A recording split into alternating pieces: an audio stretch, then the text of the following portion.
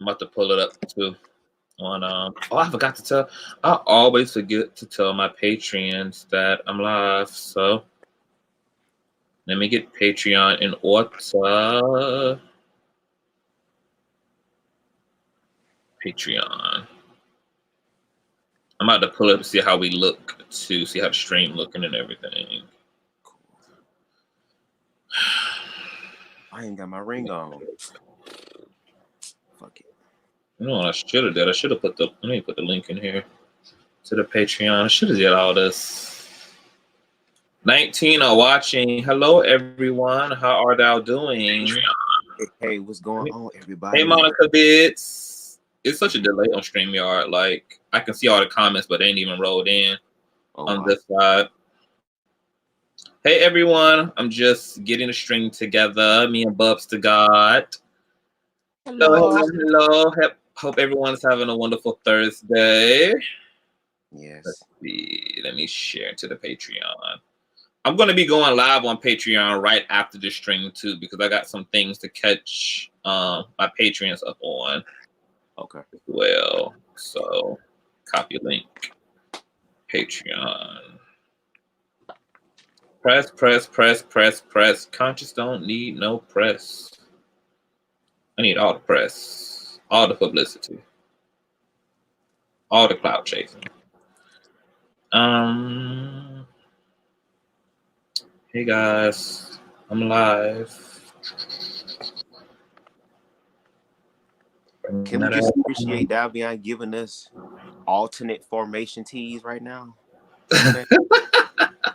Not ultimate formation teas. I was hoping to give y'all guys like Coat Leader, Children of the Corn, not Queen of the Damn per se, but you know, modern Count Dracula teas, you know. I can see it. Vampire from Brooklyn. Oh, that's my movie right there. Vampires. That's everybody movie right there. Is it Vampires in Brooklyn? Let me start. I think it's Vampires in Brooklyn. Paste. Press. Conscious don't need no press. Anyway, that's my movie. I love that movie. Okay, I just posted into Patreon. I think I did it.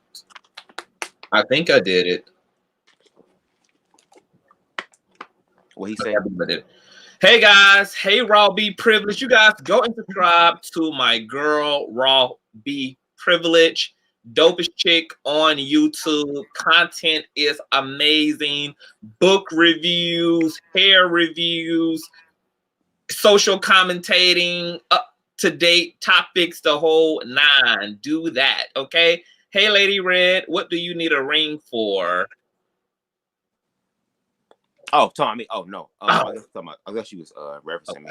I always wear a ring. I just feel naked without my ring. I take my ring off whenever I wash my hands. I guess I just forgot. If only these hoes could feel the same way about condoms. But you know what? I'm gonna save that. I know. We're not here to do that today, but that day is coming. Believe me. Soon as God get me out of this holy sacred space, baby, it's on and popping. Believe that. Speaking of rings, I know we over here looking like the weird black kids in high school. Well, you know, I was the weird black kid in school, but somehow I still managed to be popular. I still managed to get voted best dressed, and I was still that bitch in high school. However, I was still weird as fuck. Like, I don't even know how both of those things happened, because I was supposed to be dumped in trash cans and, you know, pushed downstairs, and I was supposed to have gum put in my hair, but I was like the head bitch in charge in high school, and I was totally like the bitch from The Craft. I was like Nancy, but running that shit. Like, I got you. I've always had favor in my life. I don't know where it comes from. I would love to have you on my platform or to come on your absolutely Raw B Privilege. Email me at ConsciouzTv@gmail.com. We can definitely set that fucking up, because you are bae. Hey everybody, so we're going to get into today's topic. Make sure that you guys rate, comment, share. Hey Mod, what's going on, Chupacabra? Rate, share, and comment. Okay. Cash App, all that stuff is in the description box for those of you who would love to donate to either me or BubzDaGawd. I also put his Cash App as well. You guys love to bless him just for supporting, you know, I appreciate it. the head mutant and everything. He's an awesome kick and friend and protege.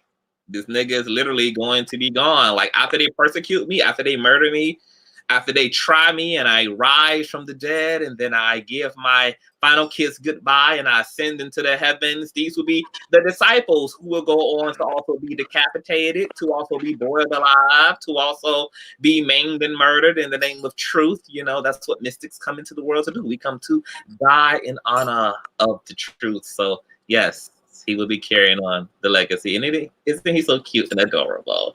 Hi, Shay. Okay, so before we get in, so I'm going to let you actually open up this topic, BubzDaGawd, and then we're going to kind of go from there. I've been in this really metaphysical space over the past week, probably just because of the supernatural measures I've had to take due to some very interesting circumstances that have played out in my life over the past 2 weeks. And now that my mind is locked in to the supernatural, I just feel the need to give out and give off a lot of information. And plus, this is something that I used to do on my platform, but over the past year and a half, my platform took a very interesting turn, a very interesting secular turn. I ended up covering a lot of hot topics and doing a lot of more like comical type of commentating and just, you know, hot topics and so forth. I really got kind of far away from my spiritual roots, even though my practices remain the same behind closed doors.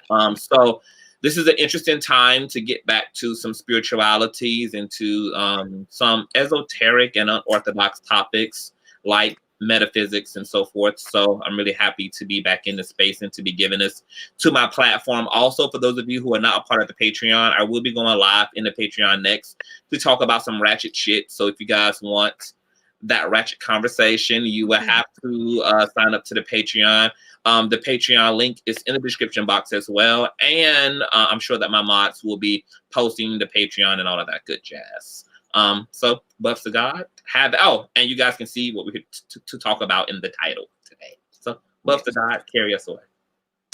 Hope everybody doing cool, that you guys doing smooth during this corona thing. And I think that this is actually the perfect time to actually delve deeper into God, into spirituality, and to really ask those questions that we were afraid to ask. For example, like the conversation we're going to be talking about today, demonic, demons, what are they?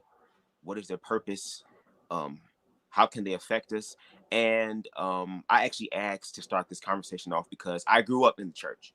I grew up in a Baptist church for a very, very big part of my life. And when it came down to the reference of demons, don't inquire about it, don't dig about it, stay away from it, stay away from it. And one person that really reinforced that whole ideology in me is a pastor that I'm pretty sure a lot of you know of by the name of Pastor G. Craig Lewis. And he ended up doing the whole Truth Behind Hip Hop series.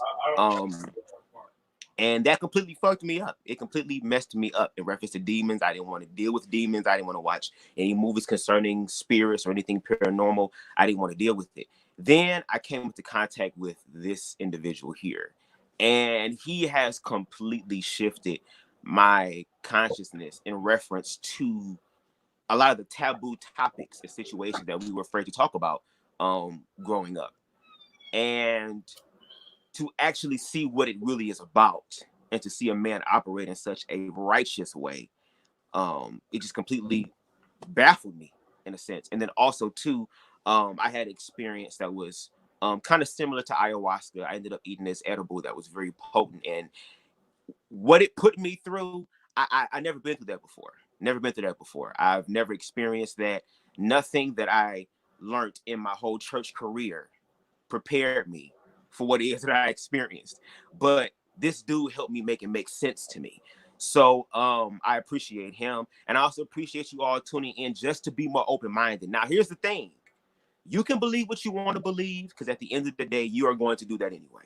I just am appreciative that you're willing to be open-minded. Doesn't mean that you necessarily agree, and that's okay. because we can all agree to disagree. But the fact that you're willing to be open-minded and try to understand certain things, and to even challenge yourself, to challenge your ego, with these type of conversations that is going to shape your reality, that's some bullshit. But I mean, this is the house of consciousness, so I mean, why should I expect anything less? But anyway, let me shut the hell up and get into it.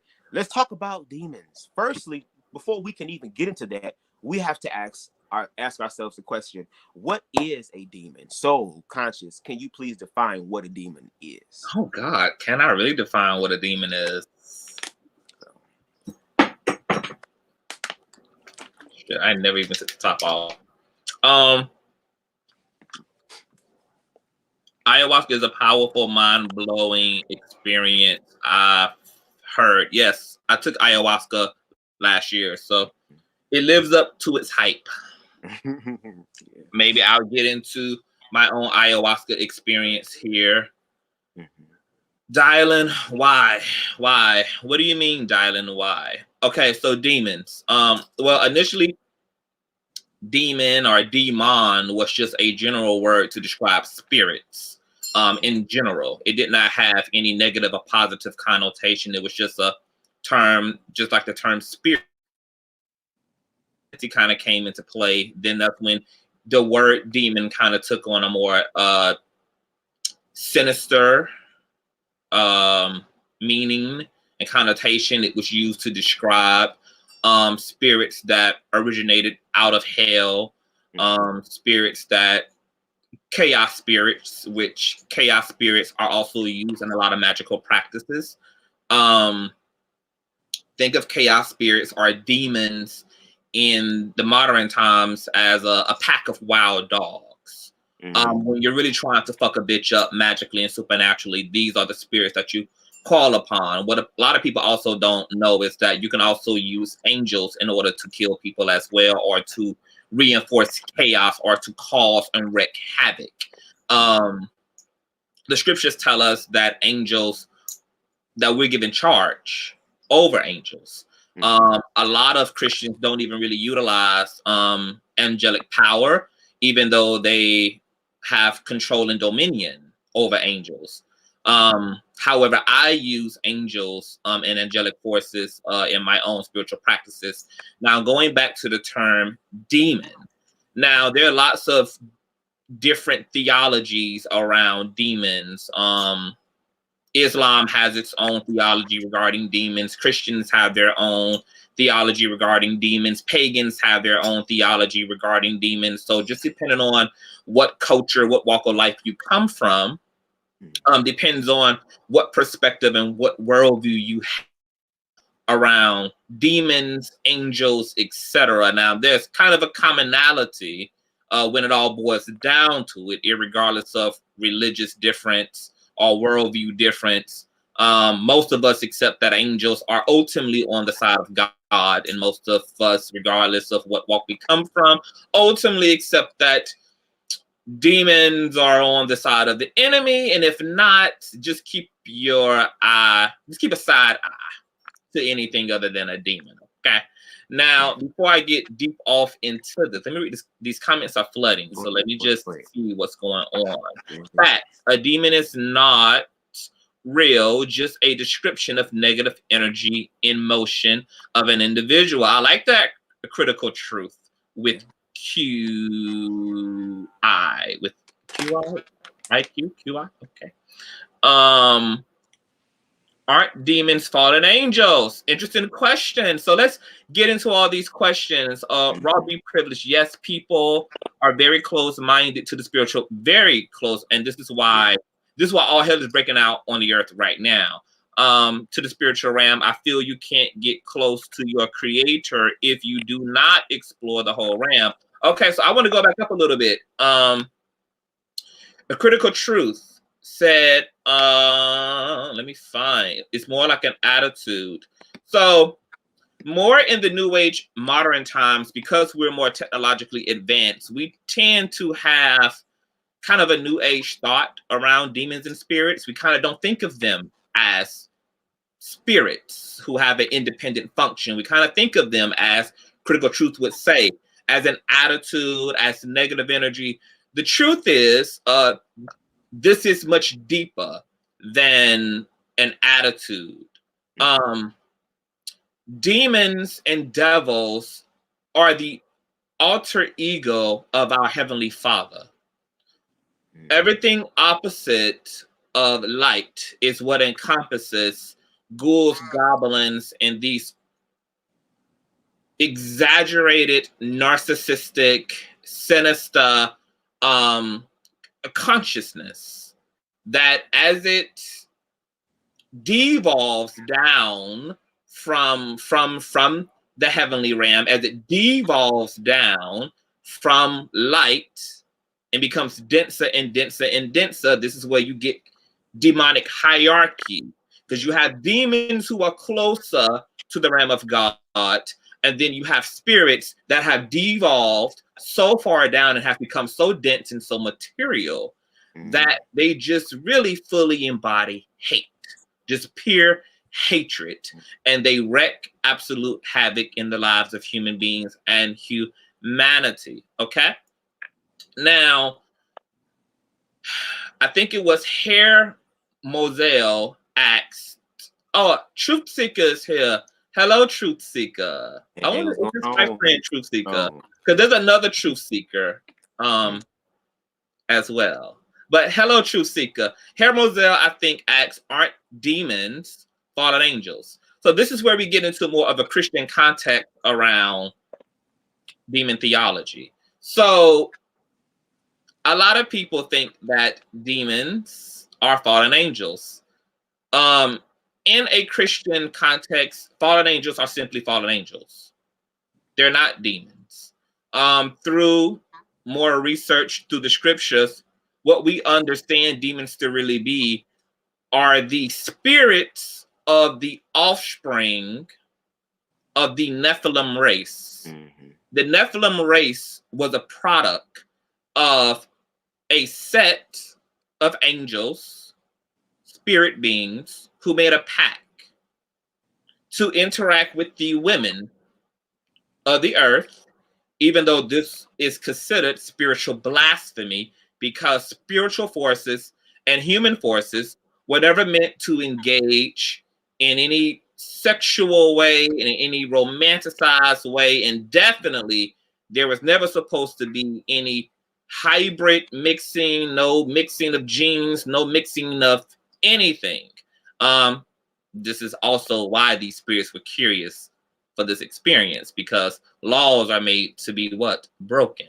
And the more we're told not to do something, the more we have a curiosity about putting our hand right on that fire, okay? Nonetheless, this community of angels made a pact on a mountain to engage in sexual affairs with the women of the earth. These human women gave birth to children that were a mix between human soul and angelic spirit. These children grew up to be giants, the noble giants of the pre-flood era. Okay, we read about these giants in scriptures. We also read about these giants in world history, from the Indian culture to African cultures. Every corner of our world has its written and oral history regarding the existence of these giants in the earth. These giants who oftentimes occupied the deserts, the mountain caves in which they dwelt, and they were said to be the descendants of man and angels. Okay, now because angelic and human forces were never meant to even interact, they were never meant to reproduce, these spirits were not given an afterlife. There's no judgment for them because they were never supposed to be to begin with. So upon the death of these giants, these spirits remained earthbound. Now, once again, this is demons from a Christian context, okay? They remain earthbound. Now, this might make more sense to some of you who may ask, well, why would a spirit want to even possess a human being? Well, think of these demons as spirits who once ruled and knew what it was like to have a body.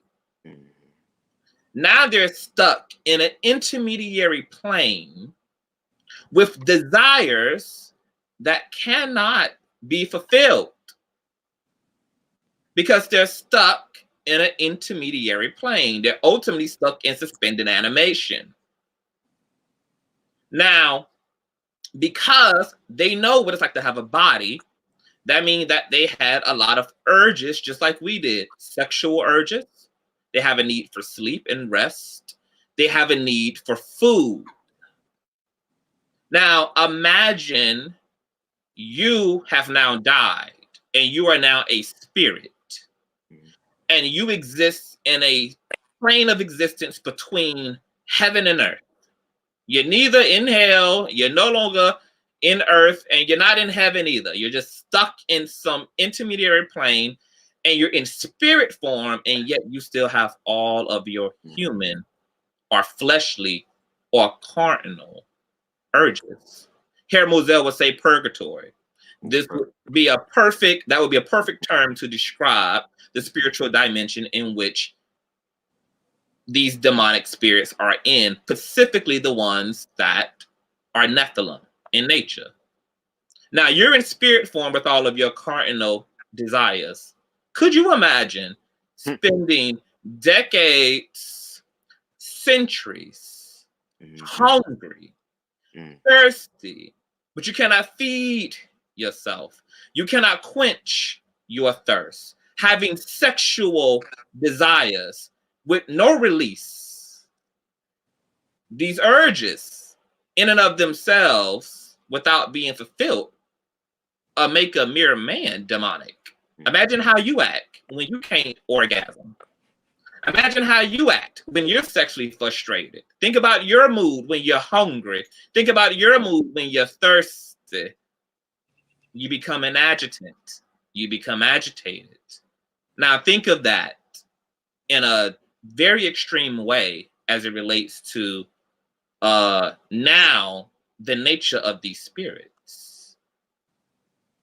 They have been grossly mutated by a lack of being able to fulfill their urges, aka they're mad as hell.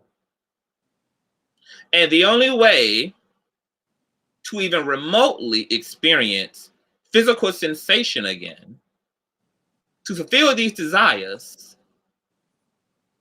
is through you and I. And can we put a pin right there? Because I think this would be an awesome segue into what I have to ask you next. Okay. Is that cool?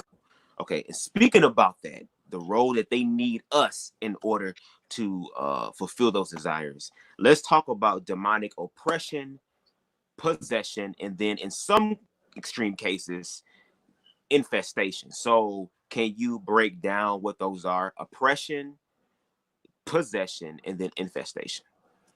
So demonic oppression is the presence of an unclean, wicked, dense spiritual force that is attached to the life of the host, whomever that may be. The symptoms of demonic restlessness, nightmares, anxiety, depression, self-loathing, etc. This isn't full-on possession, but it's just the pressure that's being applied to you by a spirit who's feeding off of your aura, who's feeding off of your spirit. It's like a termite. It's eating, it's eroding you away. And you're experiencing that erosion through depression and creating false realities, mind control, genetic engineering. We're going to get into some of that too. Critical truth is on it today. Okay. Now, possession is what happens when a spirit has finally eroded you in such a way that it allows for infiltration. Think of possession as what happens when your spirit, when your computer catches a virus. And then your computer begins to become disabilitated because of that virus. It won't power on correctly. Keyboard isn't working sufficiently. It's not connecting to the Wi-Fi. It's doing all of these weird things, okay? So in a possessed state, a spirit gains access to your central control, okay? More so to your solar plexus and to your crown chakras, which are your central control spiritually, okay? Once they gain access to the cockpit, then they can begin shifting, moving gears around and controlling and influence. This is no longer even influence. They can almost begin to puppeteer you. You, at this point, really have little to no will. Little to no will. This is when your will has been surrendered over. Have you ever been in a situation where somebody or some people are peer pressuring you, and that pressure becomes so profound, even if this is something you don't want to do, and you're resisting it and you're fighting it, but ultimately you give in, you give out? Well, that will is surrendered over to the consciousness of this spirit being, okay? So oppression is the abuse of a spirit that's trying to enter into you, and possession is the result of the victory of that abuse. Okay. Possession is the victory, okay? Now, because your soul has your mind, your body, and your soul all have codes, built-in codes and mechanisms that make your body yours. This is why every time you go to sleep and you astral project involuntarily, you all experience it as the dream world. Your soul knows exactly which body to come back to. It doesn't go into the neighbor's body, doesn't go into your mama's body down the hall, it doesn't go into the dog's body, because every soul is intrinsically connected to the body God created for it. You are the licensed driver of your vehicle. You have the deed and the title to your temple. It's yours. So when a foreign consciousness enters into the body of a human host, the body begins to reject that foreign consciousness, the same way that your body's a foreign object. If you ever prick your finger, that thorn is getting pushed out. The body is going to go into defense mechanism. Going to begin to defend and fight itself against a cold. That's why you begin to sneeze when you're sick. You're pushing everything out. Your body is creating a fever to burn up the virus, okay? So in a demonic possessed state, the body goes hyper fight mode, okay? This is now a battle between the body and the soul of an individual and the foreign consciousness that is infiltrating it. You will begin to see a profound erosion of the physical body once someone has entered into a possessed state, okay? Starvation, delusions, breakdowns, the body will even begin to hurt itself in order to rid itself of this demonic consciousness. So people in a possessed state will begin to abuse themselves, bang their heads up against wall, break limbs, claw away at their bodies, injure themselves. This is the body's way of almost ripping itself open in order to free itself from the grip of a consciousness that at this point is more powerful than the will of that individual is. and the mucus to cool you down, etc. Absolutely correct. So why does one have sleep paralysis? Does this have to do with soul being in a demonic state? We're going to get into that. Faith is substance. Okay. So possession is you sharing, because even in a possessed state, your will hasn't been completely suppressed, okay? Which is why one can be free from possession, okay?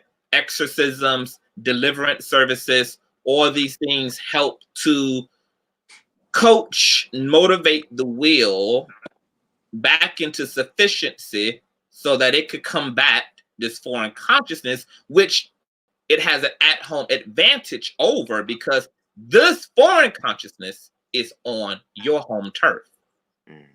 It's in your psyche, utilizing your body.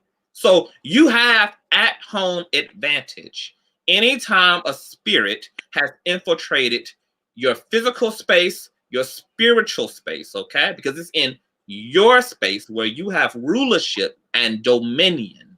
Now, because the earth was given to Adam, innately, we all have been given this foundational authority and dominion and governance, okay? Over the earth, over the elements, over it all. Matter of fact, there's a reason why man was created last. The earth, the light, the creatures, the heavens and the earth, it all came before man. Man was created last. What is significant about man being created last? Because man is the sum total of the universe. Man is the sum total of all elemental principles, all forces simultaneously mushed into one space called human being. Okay? So in man, we are the walking tabernacle of God. We're the living Ark of the Covenant. Okay? We are the literal house of all that is, of all that would ever be.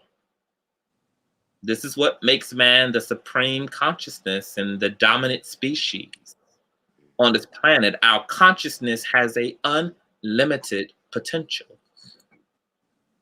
Unlimited potential. In that potential also lies not only intellectual supremacy, but also spiritual and supernatural supremacy. Man can move mountains. Man can walk upon water. Man can rearrange the molecular structure of air, of dirt. Okay? Because God is incarnated as man himself. This is why, if you look at Christian theology, angels and jinns had an issue with bowing down to man. Because who the fuck is man supposed to be in comparison to angelic and jinn forces, elemental forces? You want me to bow down to a clay mold? Have you fell and bumped your head, Heavenly Father? There was a conflict of interest here. Now, the reason why angels and jinns didn't get it is because they were looking at the exterior of man. They had no idea that within that clay mold, God had given a carbon copy of himself and seated it in the heart of that clay mold. That God had animated that clay mold with his very nature and being, making man a spitting image metaphysically and energetically to God. Something that wasn't quite visible and obvious to other spiritual beings who had been created before mankind. Okay? Now, along the way of a lot of shit, humanity has lost its way. Okay? Along the way, man has fell very far away from his origins and from his divinity and from his authority, his connection to the earth, his connection to others, his connection to his or her own self. Okay? Now, Critical Truth said, faith, negative energy or negative attitude or negative emotions.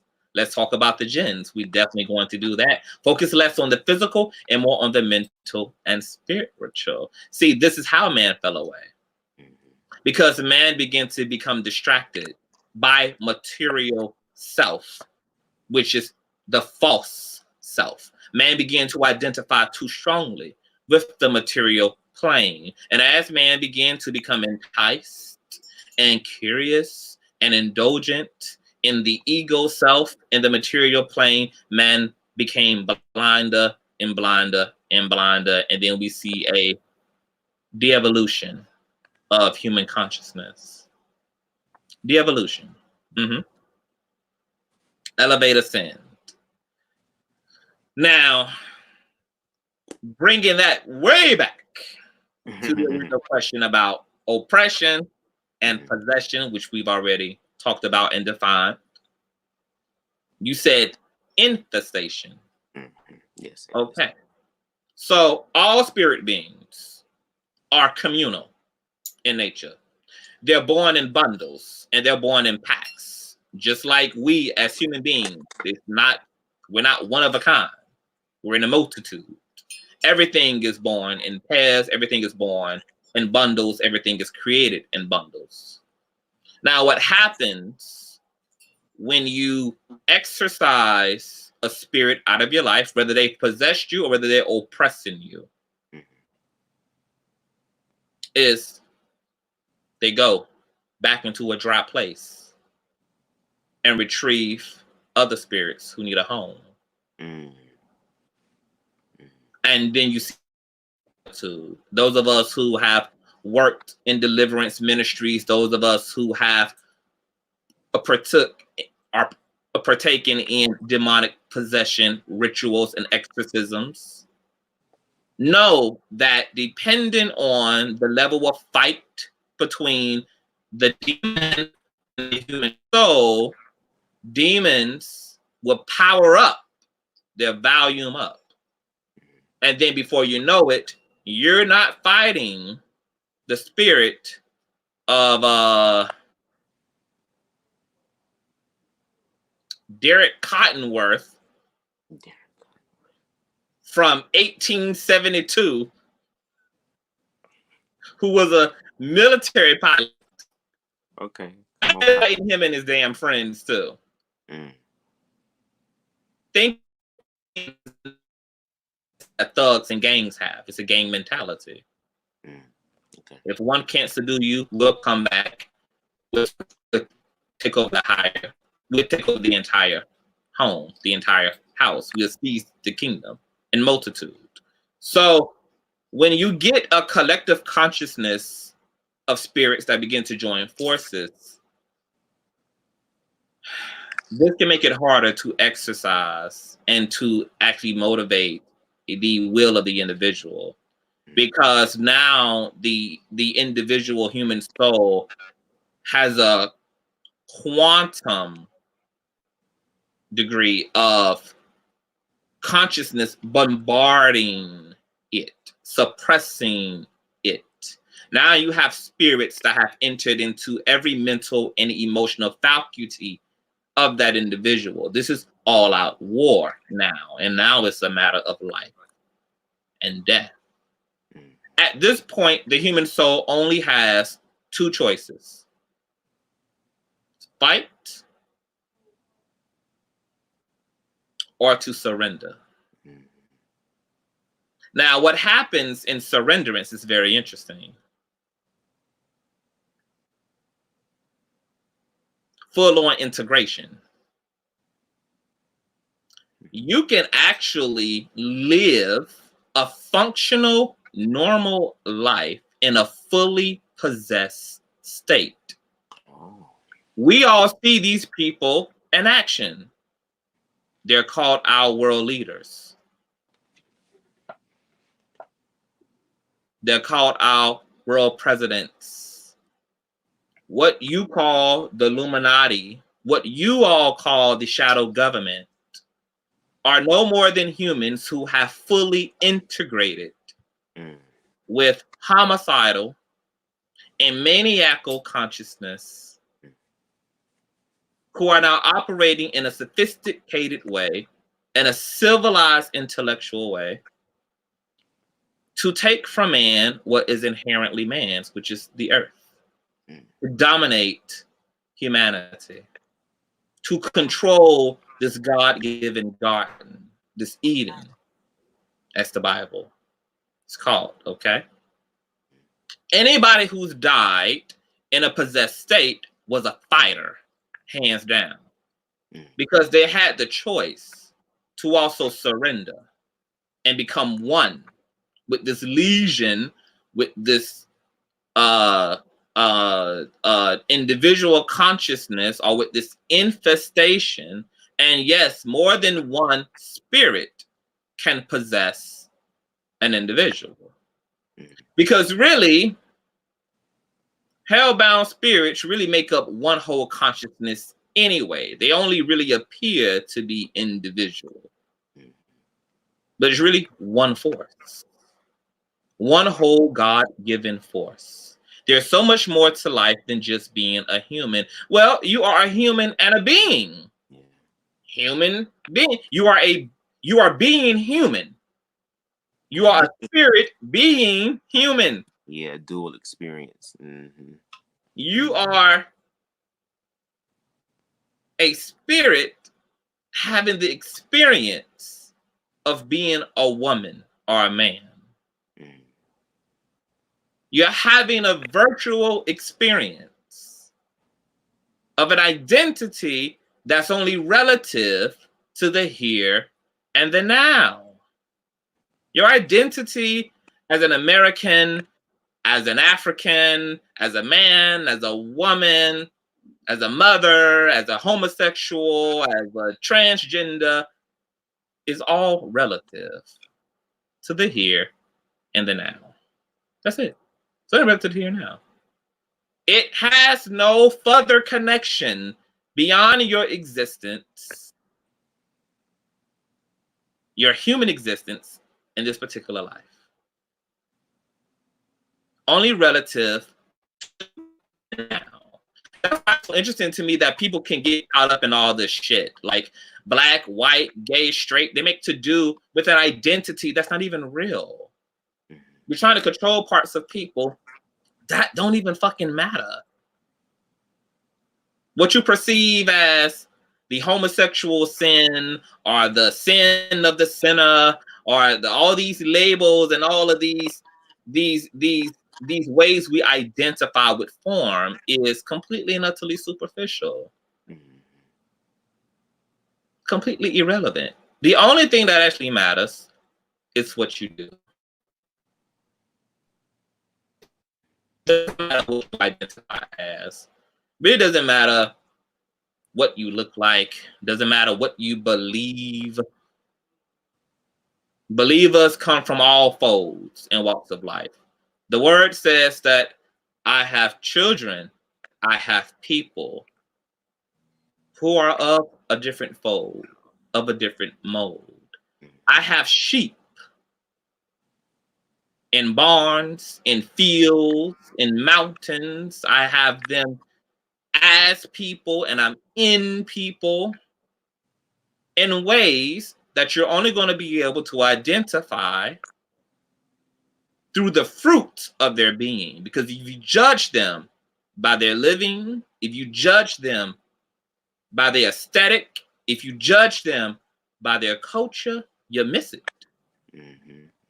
Because I'm showing up in people's hearts, not in people's fashions. I'm showing up in people's hearts, not in people's religions. I'm showing up in people's hearts, not their sexual practices, not their orientations. And if what you're looking at, in order to identify me, the Christ, or me as the Heavenly Father, If you're looking at the external, you're going to miss so many of my people. Wow. So many of my children. Wow. Matter of fact, you're going to miss it. And in missing it, you're going to abuse people that I've sent and set up to be in this earth and to do my work and to do my will. You will persecute and prosecute and condemn people because you are looking for me as the rock instead of what's under the rock.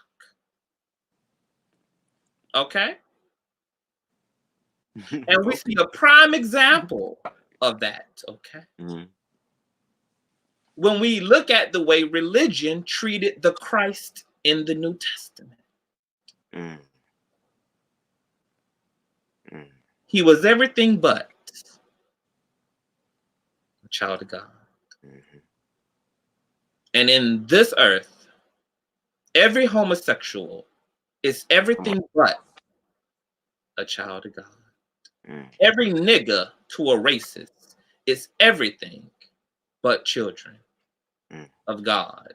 To those who are xenophobic, foreigners are everything but children of God.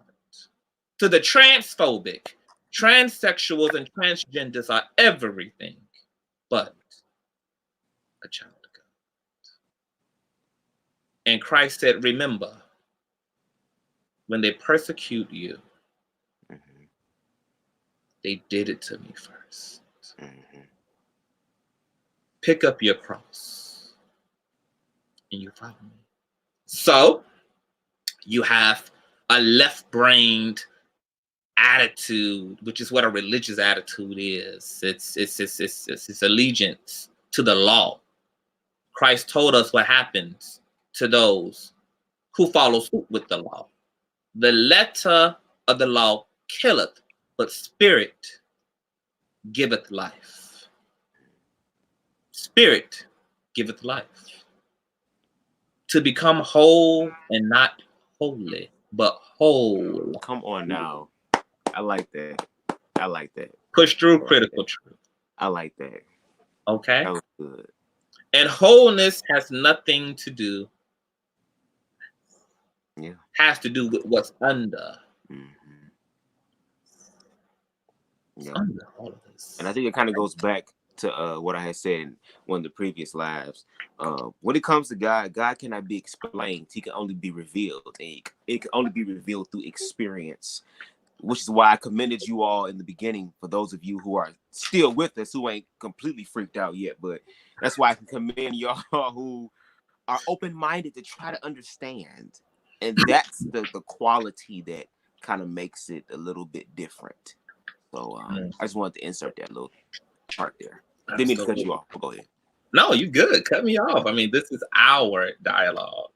That's true, but I'm still learning. I'm still. Look, we all still learning. We all still learning, baby. Right. Okay. Right. Now, you got some. I wrote down some of the things that people were asking about. I didn't get everybody's stuff. Let's kind of delve in reference to sleep paralysis and I guess a demonic influence, if I'm interpreting it correctly. But sleep paralysis, demons, what's going on there?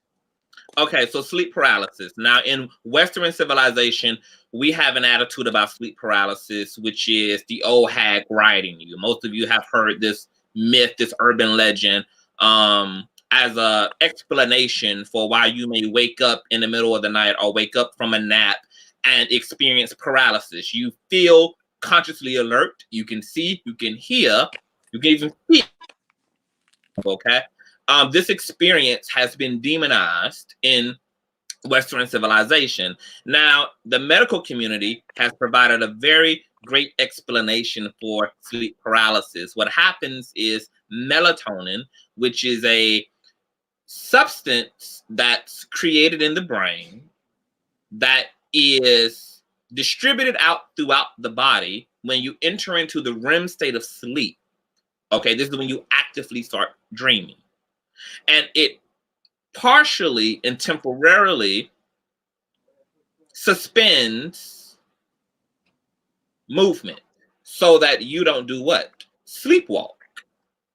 Because most of us would be dead if we didn't have this melatonin pumping through us while we're dreaming about walking down the street and walk right off the bedroom balcony, or while we're dreaming about driving and climb up onto a counter just to tip over and hit our head and die. So if you're not sleepwalking, it's because your brain is sufficiently producing melatonin, which is helping to temporarily suspend your bodily functions. And these are all superficial functions because your organ, your lungs are all still fully operating. Now, what a lot of people don't know about sleep paralysis is that when you are experiencing sleep paralysis, what's happening is not the presence of a demonic force. What's happening is not anything evil. You actually are on the onset of out-of-body experiences. Okay. What has happened is a big portion of your consciousness has become so lucid that you experience that lucidity as self-awareness. You wake up. If you actually ever observed, or if you slept next to someone and you entered into paralysis and you became aware, you could see, you could hear, but you couldn't move. If you woke up and you were able to ask that person what you were doing, they would tell you you were peacefully sleeping because you didn't physically wake up, you spiritually woke up. You were seeing through closed eyelids. Okay? You are fully awake and you are fully aware, but you're not even using your physical body to be aware. You're using your astral body, and you have 9 of them. You have 9 different astral forms, and they're all congruent to every astral plane. Now, depending on what esoteric circle you come from, some people say we have hundreds of astral forms. Some people say there are thousands, millions of spiritual dimensions. Nobody really knows, really doesn't matter. But you have a spiritual form that's in sync, in alignment, and that vibrates according to each spiritual plane of existence, including the lower spiritual planes, purgatory, hell, the lower dimensions, okay? Because once again, remember, you are a human being. You are the sum total of the cosmos. In you is heaven and is hell. In you is light and darkness. You are all these things simultaneously. Hello, Miss Old School 32. Divinely, what's going on? Finally, I've been able to catch a little of a live. I know we're talking about spiritual things. This stuff may bore you if you're not really into paranormal and you're not into the supernatural. You're not into all that stuff, okay? But that's what we here doing, okay? So the old hag is not writing you. If you see the old hag, as it is above, so below. Yeah. If you see the old hag in a paralysis state, it's because you've psychically created it through a mental projection, because your thoughts are more manifested in the astral plane than they are in the physical, which means that what you think becomes in the astral plane. If you are so afraid and find yourself so terrified because you're out of your body, okay, you can psychically create the appearance of demons, the appearance of shadow people, the appearance of an old hag, of a monster, of a boogeyman. Now, also, because you are in a spiritually sensitive state, because you're in an altered state of consciousness, you also can see what's actually there. And sometimes there are real spiritual forces surrounding your bed, and they're not a figment of your imagination. They're not a figment of your fear. Okay? Because there are spiritual forces, both angelic and demonic, that interact with our life, that interact with our environment, that interact with our consciousness. Okay? And if you are a part of a family, sometimes there's been pacts made by other spiritualists in your family. Maybe go way, way, way back to your ancestors. Spiritual pacts were really huge, especially in African culture. We made pacts with beings, with spirits, to protect our family, to ensure success, to ensure health, to ensure power, to ensure safety. We made spiritual pacts with spirits all across the spectrum of the spirit world, from angelic and holy to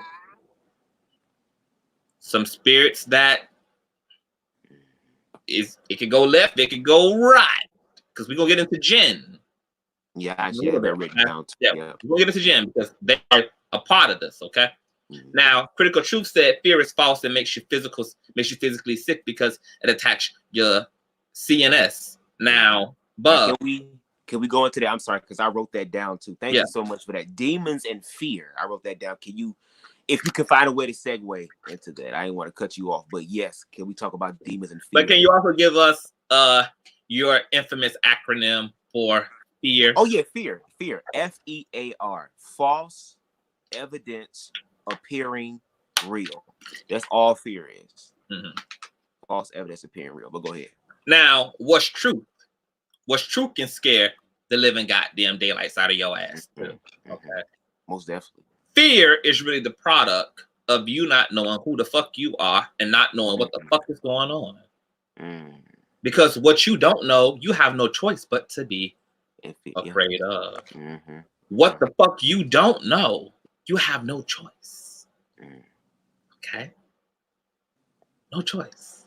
Right. But to be terrified of, but to be skeptical of, but to be whatever of. Okay? When you know who you are and you know what you are to do, fear cannot exist.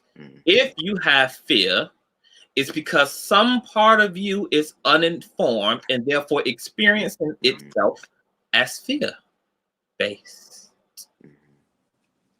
That's why knowledge equals power, as Critical Truth said. Yes. Come on, Critical Truth. Truth. When you know,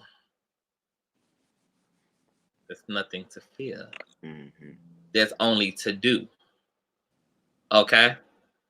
If you knew how to escape a burning house, you would have more confidence and more focus in getting out of that house instead of panicking because there is a fire in the house. If you knew how to ride a bike, you don't fear the potential of falling off of it because you know that what you know will keep you completely and utterly stable and in control of the equilibrium of the ride. Okay? Okay. Knowledge produces self-assurance. Knowledge produces confidence. Knowledge produces groundedness. Okay? And I won't say simply knowledge. Faith in that knowledge. Because a lot of you know, but ain't got no faith in what you know. So it almost doesn't even benefit you to know. So I would say not just simply faith. I mean, not just simply knowledge is power, but faith in knowledge. Faith in the knowledge you have gives you power.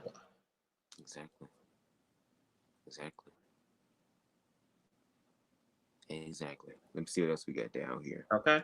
Demons and fear. Let's I kind of wrote down this question because now I kind of forgot because what I was responding to initially. Oh, I think it was Demons and Fear. We were talking about fear. I guess believe I how thought it demons was feed on something you. else before. Before was the sleep paralysis. Okay, so before we get into demons and fear, I want to conclude on the paralysis. My bad. Go ahead. Right. Go ahead. Paralysis is a powerful and necessary experience. Okay, because it leads to out of body experience. Okay, now this is where, in having an out of body experience, you have an opportunity to go from a believer to a knower. Because it's one thing to believe that you are spirit and you are soul. It's one thing to believe that heaven or hell or an afterlife exists. It's one thing to believe these things. But to be given an experience that allows you to directly spirit and exist within all things that are spirit. Yeah. That is another conversion experience. Because when I had my very first out-of-body experience at 18 years old, it changed my life forever. There was no longer any doubt over the experiences of men throughout history who created the Quran, who created the Bible. I now knew that even if those stories in and of themselves weren't true,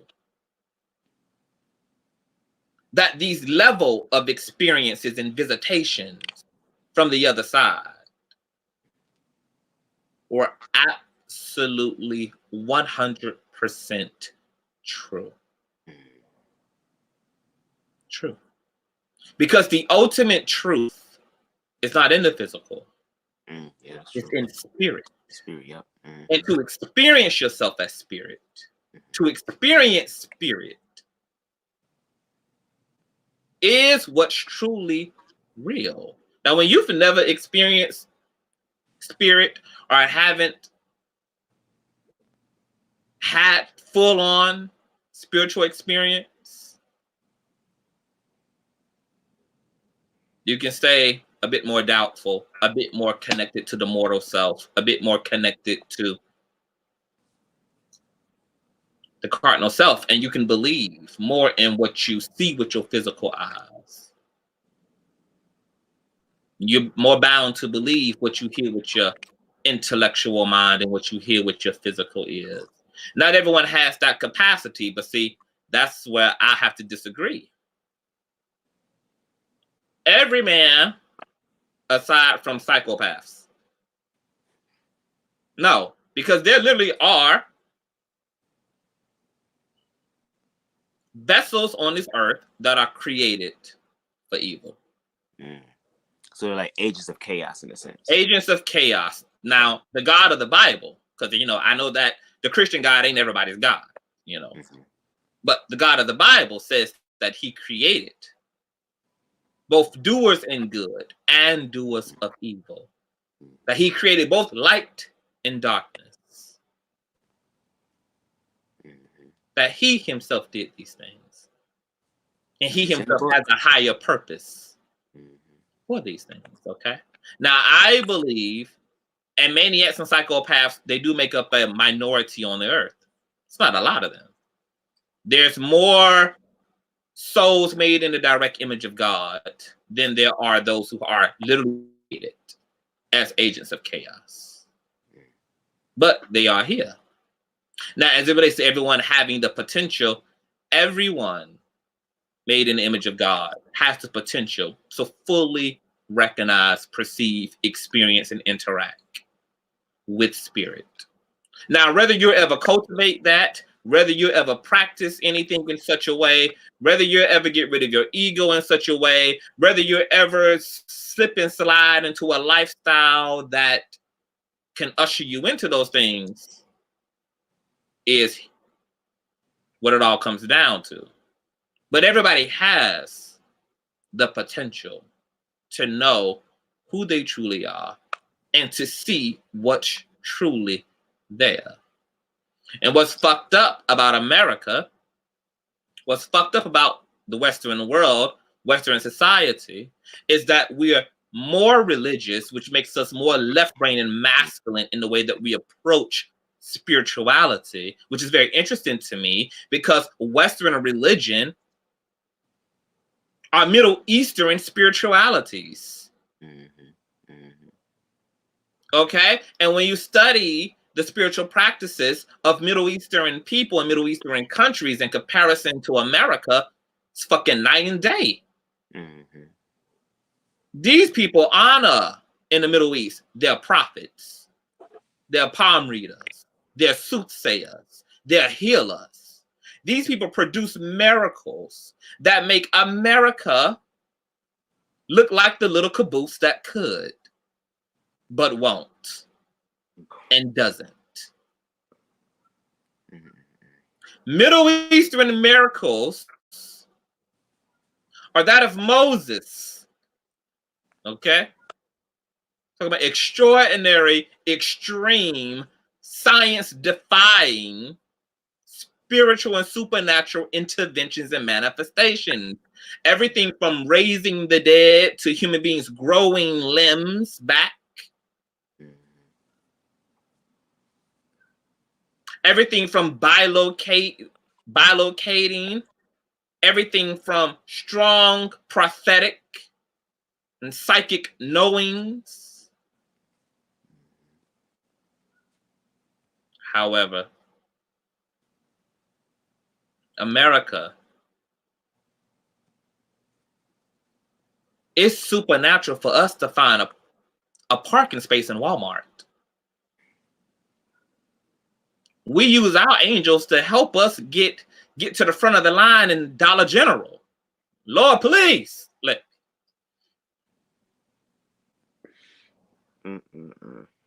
Okay. We've completely dumbed down, dulled down, and misappropriated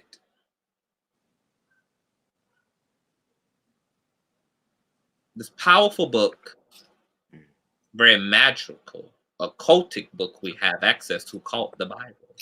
And you will never know that because you got simpleton left-brain individuals preaching from it. The reason why Christianity isn't powerful is because it's not the mystics behind the pulpit. Exactly. It's the minister instead. Who wants your money? More than that,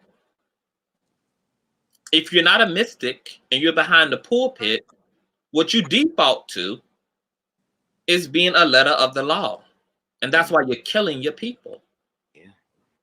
Yeah. I remember I heard Pastor Jamal Bryan bring up this this statement one time. He said, especially in religious evangelical communities, we're the only people, or they're the only people that would kill their wounded soldiers.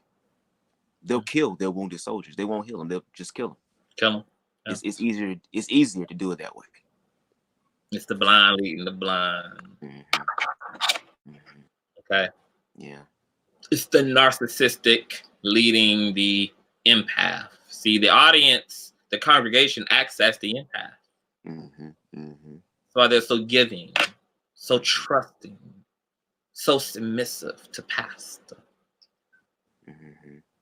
And pastor happens to be a broken little boy who's never been important until the day that people felt like he had an anointing on his voice when he cited a verse.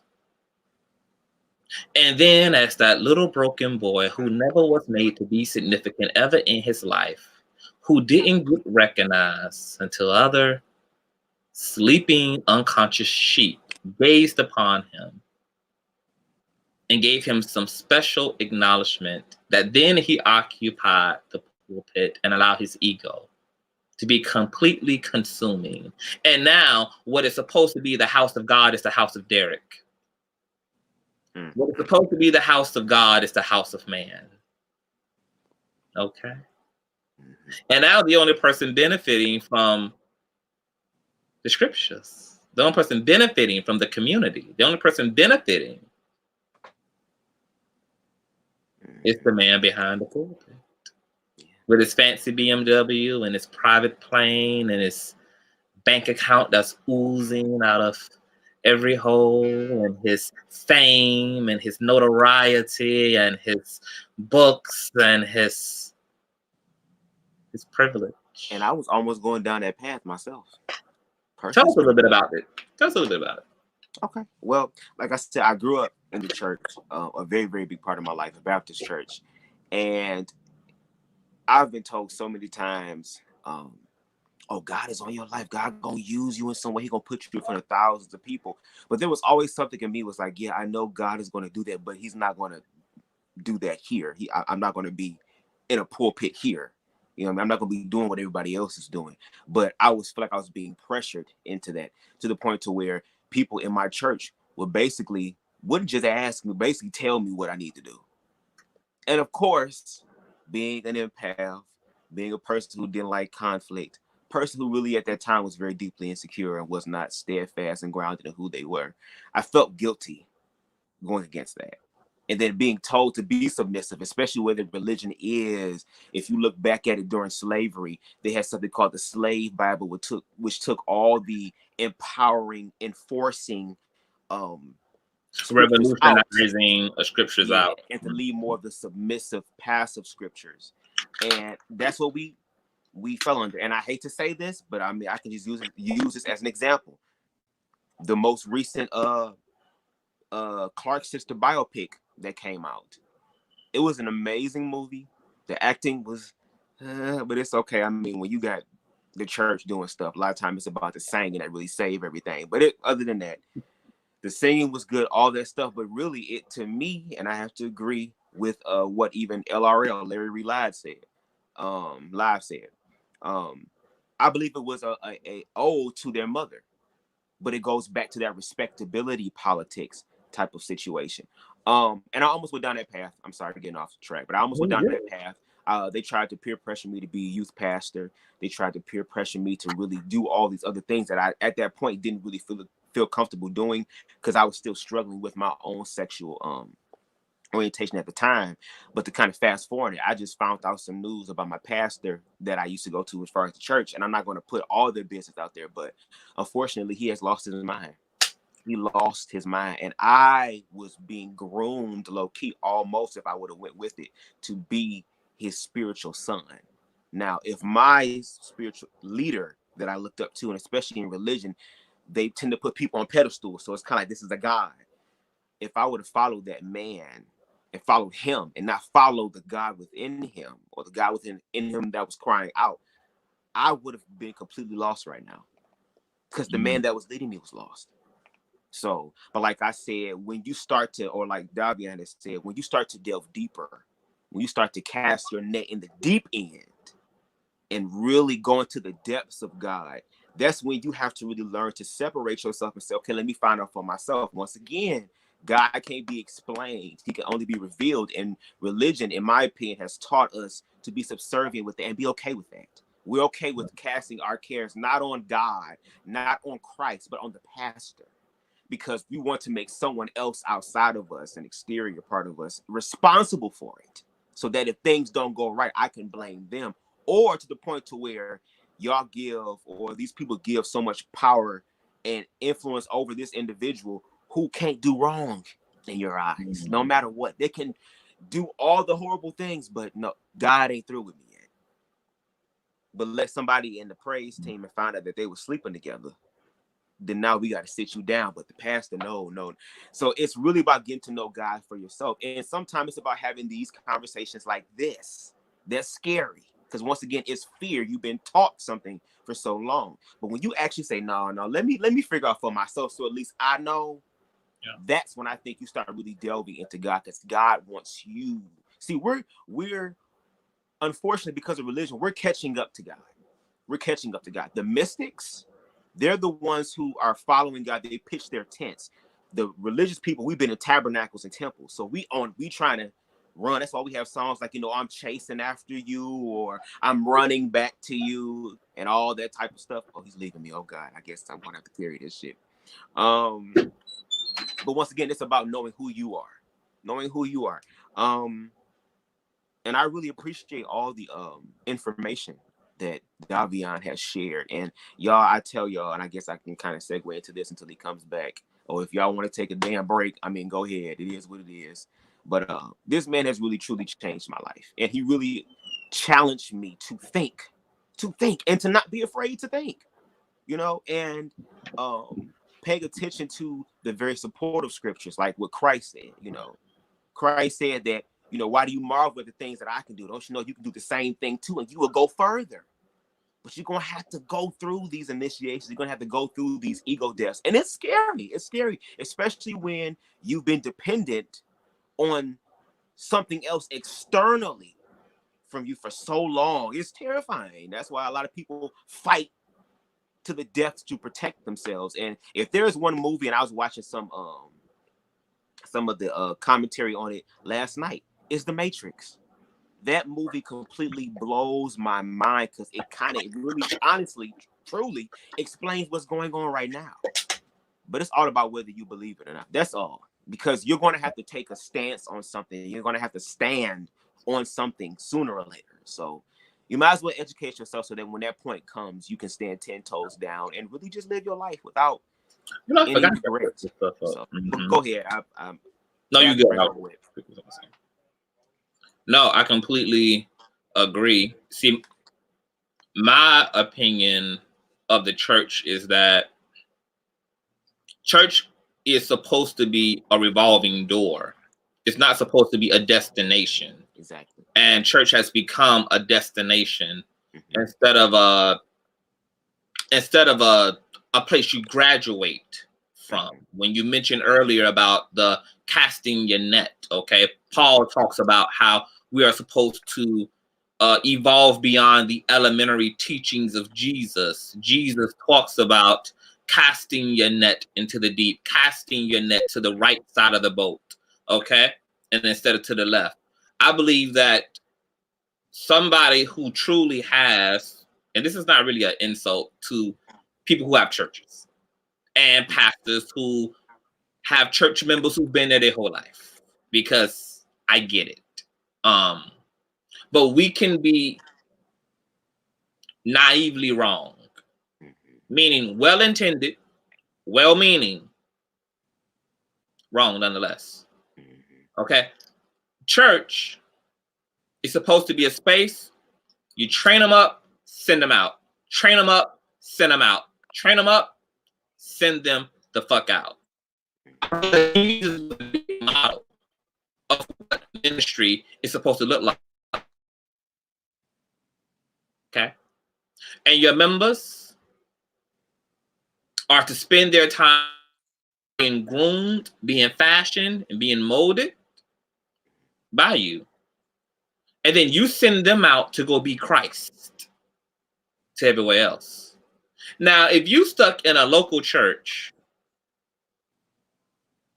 you don't want to live nowhere else because you got a church family.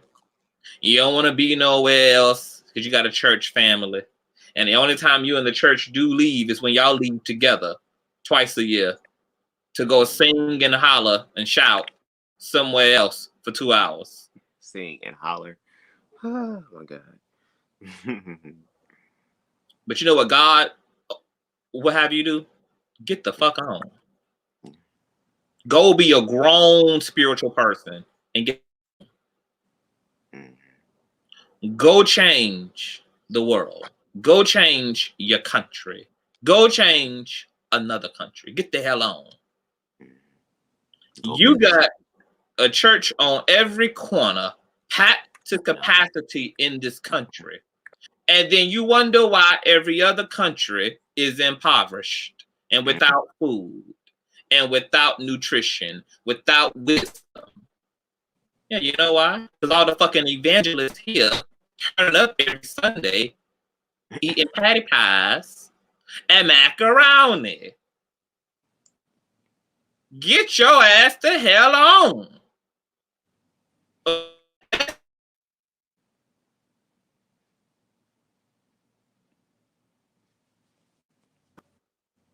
Get your ass the hell on. Okay? You're supposed to have an exit plan. You're supposed to be reinforcing a exit plan the same way that your the same way that the state does. From 9th to 12th grade, you know indefinitely you're going to be here for 4 years. And you know indefinitely you're going to get in the hell on after 4 years completed. The world is in too grave of a danger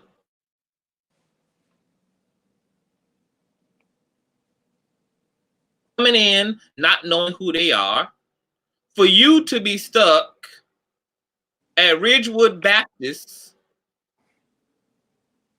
in Christ.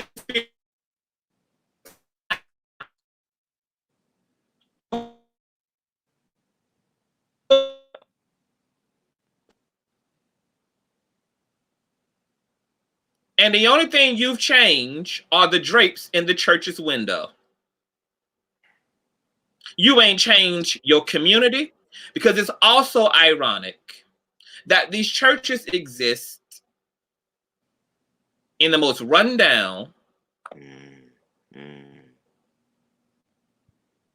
urban, gang neighborhoods inside of town. Now, how is it that you have a supernatural symbol implanted in the middle of chaos, aka the church, without no supernatural impact? And nobody questions that. Nobody questions why the fuck is the church here and the death toll of the neighborhood is 3 in every 6 black men are killed per month. But you got the house of God smashed right there in the midst of the chaos. And no control comes about as a result.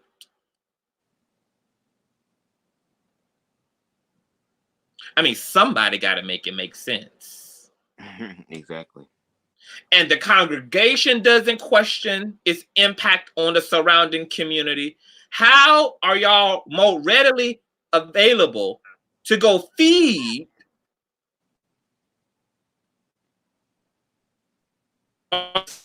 the food pantries in your city with food, and yet you escort the homeless off the premise of the church?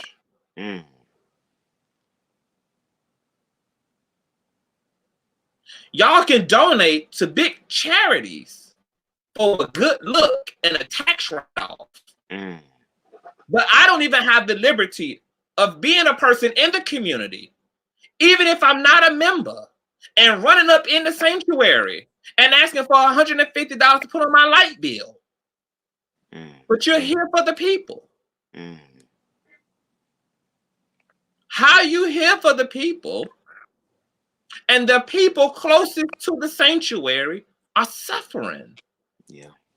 And are not even afforded any level of aid other than coming in and putting something in the donation plate. Oh, you'll be recognized then. Because in religion, it's about what you do for me first. Renders what I'll do for you afterwards.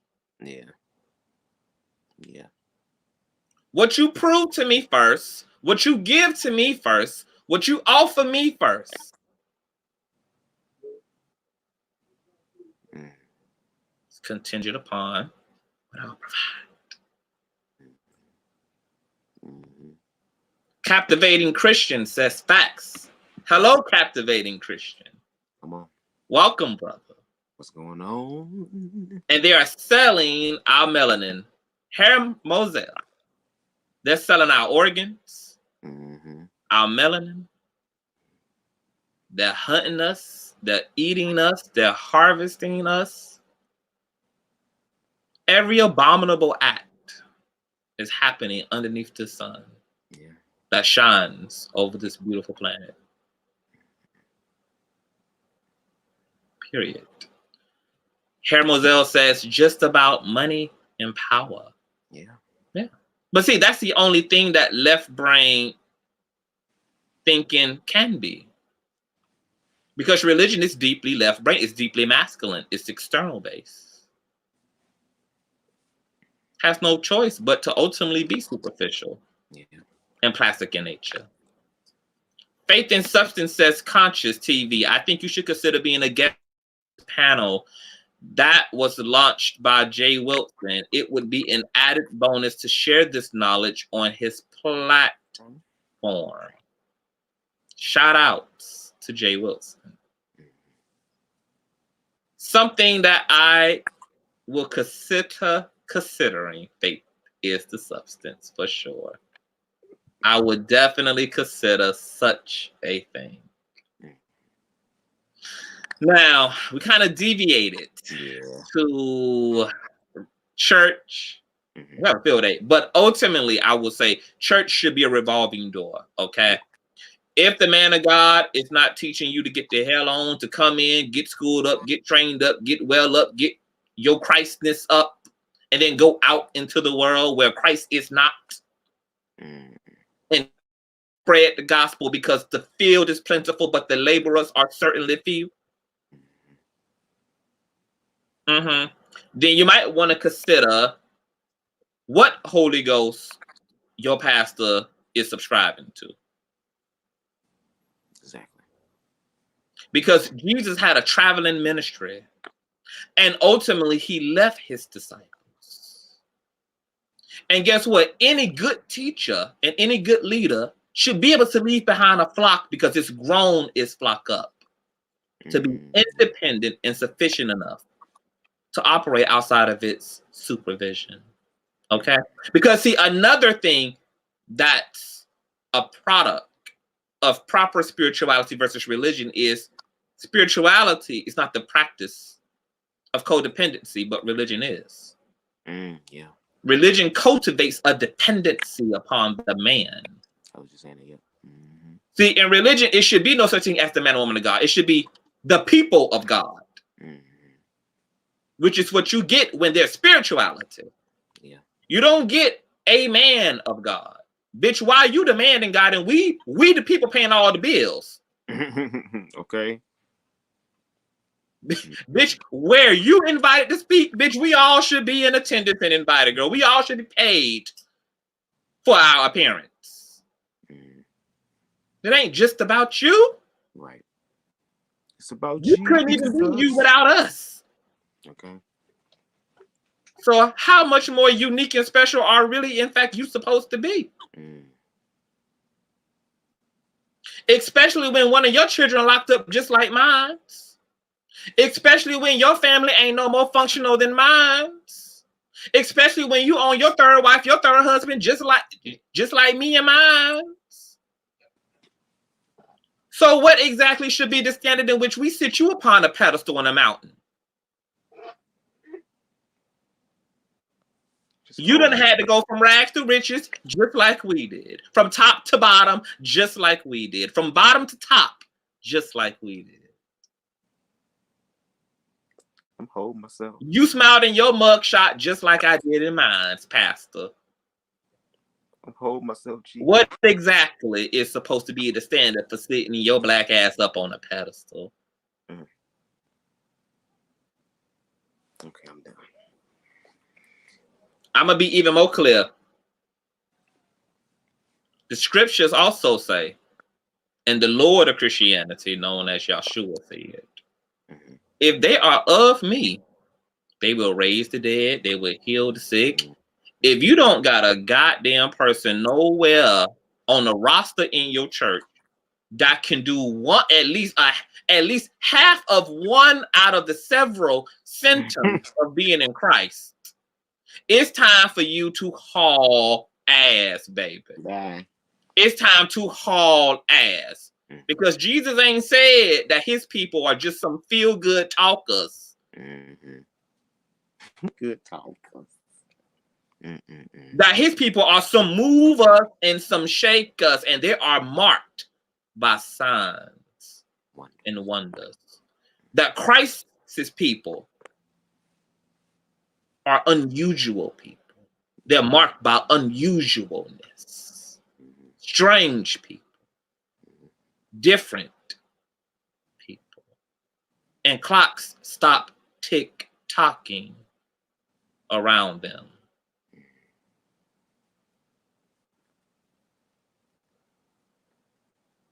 So if you ain't got one magical hole in your church, Okay. it's time to haul ass. If your pastor can't do nothing but make you feel good after Sunday service, you don't have a pastor, you have a life coach. Okay. Because where is the spiritual edification? And where is the spirituality that equates to a weapon of mass destruction?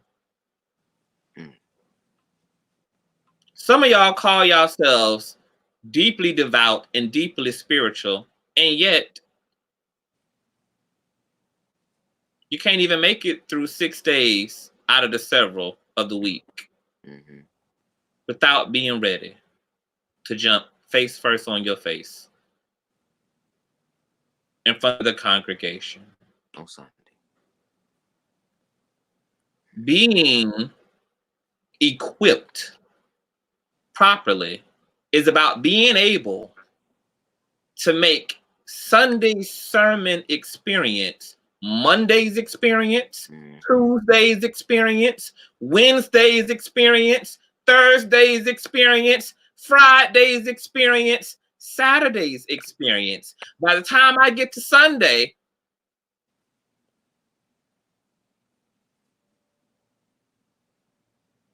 if I need to sleep in today, I should feel confident enough to not even have to take my ass because I got it, Pastor. Okay. I got it. Come on, Alexander O'Neal. Okay. All the days. I got this thing. Every day of the week, I got this thing.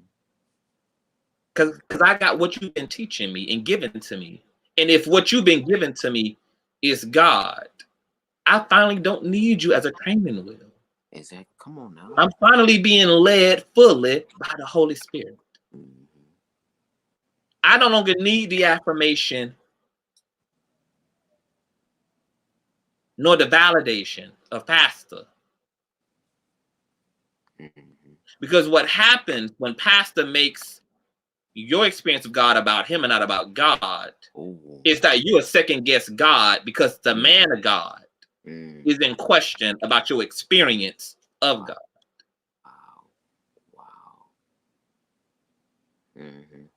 I've been surrounded by people who all my life have felt, thought, desired, felt compelled to say, to do, to accomplish things that were being downloaded into their soul, but could not and did not honor because it didn't comply with the vision or the perception of the religious body, of pastor's wishes, of pastor's say so. If you are a Christian and you need pastor like that, you might as well be a Catholic because they also have a referee between them and God. It's called the and you have another man forgiving you on behalf of another man.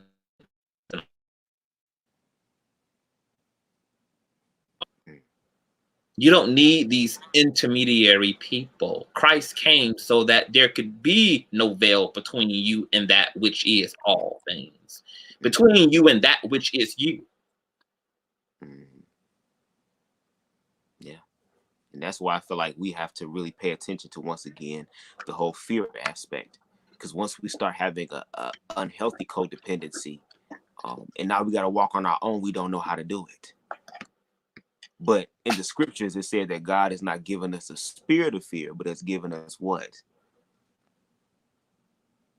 Love and a sound mind. Love and of a sound mind. And these are things that's already afforded to you right now, right here, for free. And I felt like a lot of times, at least to me, when it comes to religion, it's about prove to me that you know God.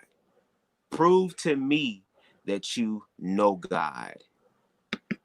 But a lot of times it goes back to, once again, proving it not just for God, but proving it for me. Like, prove it to me, the pastor, that you know God. And it's kind of like you said, knowing God will be the signs and the wonders, but we've tried to make it easy and accessible to look like you know God. How do you know God? Because I'm dressed this way, I act this way, I talk this way, I perceive myself to be, I put on my Sunday's best.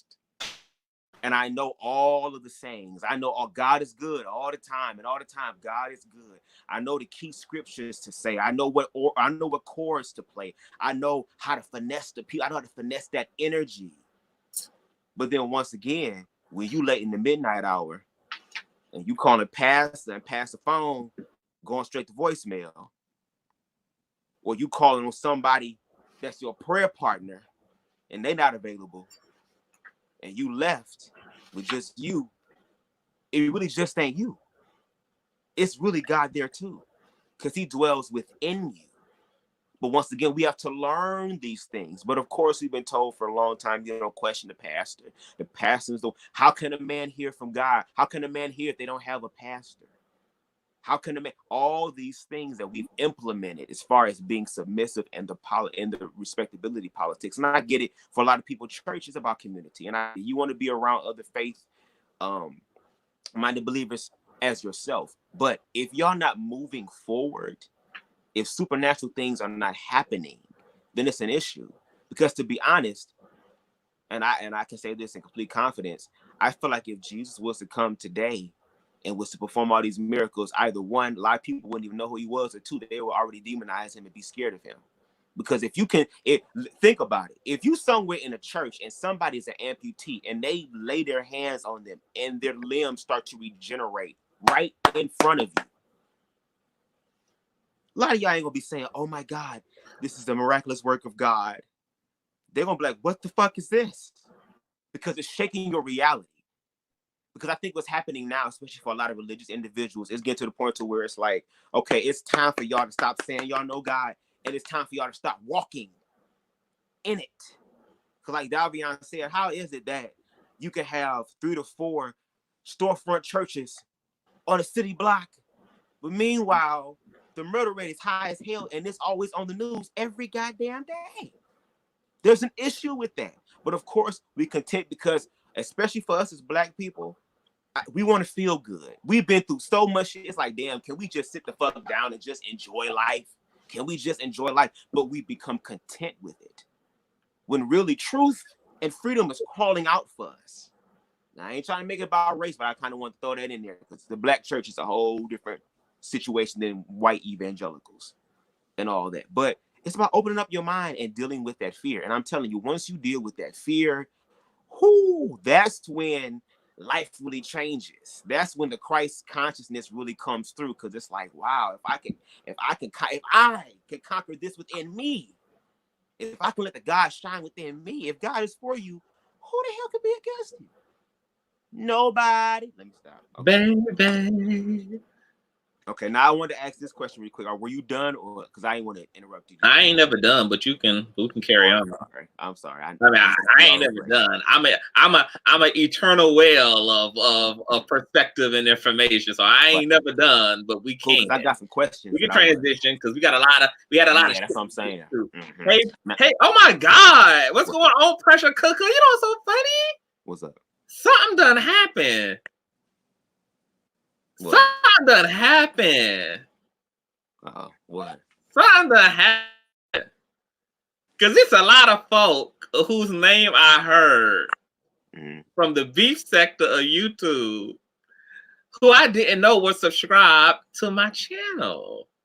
Oh, wow. The pressure cooker, I've been told, is a badass mamma jamma, honey. Okay. Wangle holes right on together, honey. Sophisticated and classy base, but will get your ass right on together. Yes, God. How you doing, pressure cooker? God bless you, sugar. Whatever you cooking up in that pot, baby, you leave me a plate of that good old gumbo, girl. Because I know you better tear your foot off into that pot, baby. Yes, God. Okay. That's what you do. Hey, y'all. Okay, the pressure cooker. What's going on? I love you, baby. All right. ZZ, you said you had questions. Yes. Let's talk about angels and jinns, because I noticed you want to get onto the whole aspect of jinn. Like, what are jinns? Are they different from demons? Like, what's going on with it? Okay, this is a great question.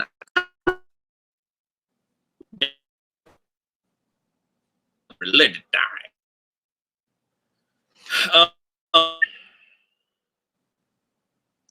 Jinns come out of Islamic and Arabian theology. They originate there. Now, angels were made out of the outer light of God, and jinns were made out of a smokeless flame, which means that they were made out of the tip of the flame where it's the hottest, but where the flame is the purest. It's at the tip, okay? Now, because I got my notes for this thing now. Okay. Now, jinns are interesting because jinns, a lot like angels, but not a lot like angels. Jinns have fitra. Okay. Fitra is the state of purity and innocence. And a lot of religious and spiritual ones, it's believed that all human beings are born with innocence, in this purity, that we are innocent. Now, we grow up to become corrupted, to become sinful, to become abased in our transgressions. But nonetheless, well, jinns apparently too are born closely to the same consciousness that human beings operate in. Okay? Jinns are a lot like human, almost to the point that it's quite tend to be the supernatural version, the full supernatural version of humanity. Jinns have community, they have philosophy, jinns procreate, and jinns fall in love. Now, this is what makes it very interesting, because jinns also possess human people. They possess human beings. I have a good friend named Cosmic Nuwaje. You've seen him on this channel before. And Cosmic is a hoodoo priest. He's a prophet. He's a witch. He's also certified minister in the apostolic faith, which is how he was raised. His grandfather was a master spiritualist.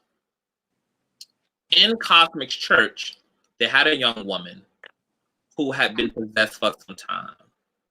Cosmic was a part of the deliverance team. This particular team was struggling to free this woman. They had tried everything under the sun to set her free. Cosmic eventually brought the matter to Cosmic was still more so a traditional Christian.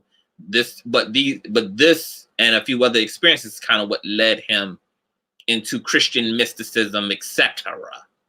He brought the matter to his grandfather. His grandfather gave him a piece of copper. He said, utilize this and see what happens. During one of the deliverance sessions, they utilized the copper. The woman has this volatile reaction to copper. She's just having this.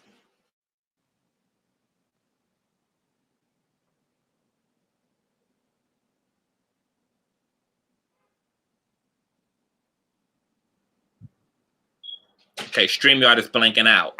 Yeah, I was thinking for a second. Did you see that too? Yeah, I ain't want to say nothing because I don't know if it's. Yeah, because it's been doing that. Okay. Cosmic reports the findings to his grandfather. That the woman had a reaction to the copper.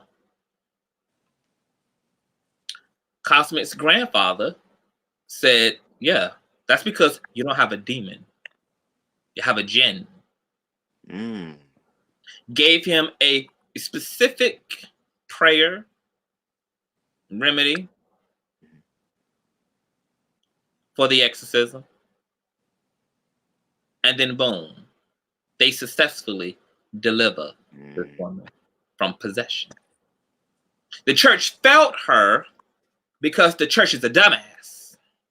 The church failed her because the church is remedial in its understanding of spirituality. The church failed her, okay, because the scriptures and their understanding lacked nuance. See, there's a reason why Jesus left the scriptures from 13 to 30 years old. I think there's a 17-year gap between Jesus' entrance as a child into scriptures and then his reemergence into scripture, okay? And what we believe is that Jesus was studying deeply in the mystery schools that existed, something that doesn't exist in the Western world either. Okay? This is where Jesus was training and honing his giftings, learning how to have insight and foresight, learning how to be psychic, learning how to fight psychically, learning how to astral project and leave his body, learning how to hold focus into such a way that when you stood before him with your illnesses and your depravity and your depression and your maladies and your injuries were dripping from you, that all he could do was hold you in his mind's eye in the whole way in which God created you, looked at you and who you were meant to be and not who you have become, and then left you with no point but to transform before his very presence. Learning how to be that still in observation, learning how to be that committed emotionally and mentally to the way that you see something, that the way that what you're looking at is forced to comply. Because in your vision, it's not only greater than what's looking at you, but your will and your vision is also in accordance to the will of God. In the sovereign will of God, everything is whole. Now, we live in a fear-based society. So most people struggle to see beyond their condition, to see beyond their circumstance, okay?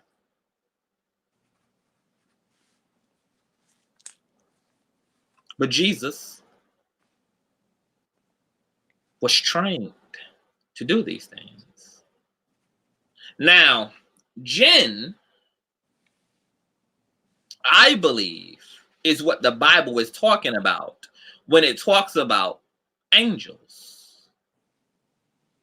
Angels don't particularly have an interest in humanity. Matter of fact, angels, and I'm somebody who's been dealing with angels for a good, I've been dealing with them consciously and intentionally for a good 13 years. Angels are actually rather anti-fucking social. They actually don't want to be bothered. They actually find your concerns to be very insulting in comparison to what the fuck they have the power to do.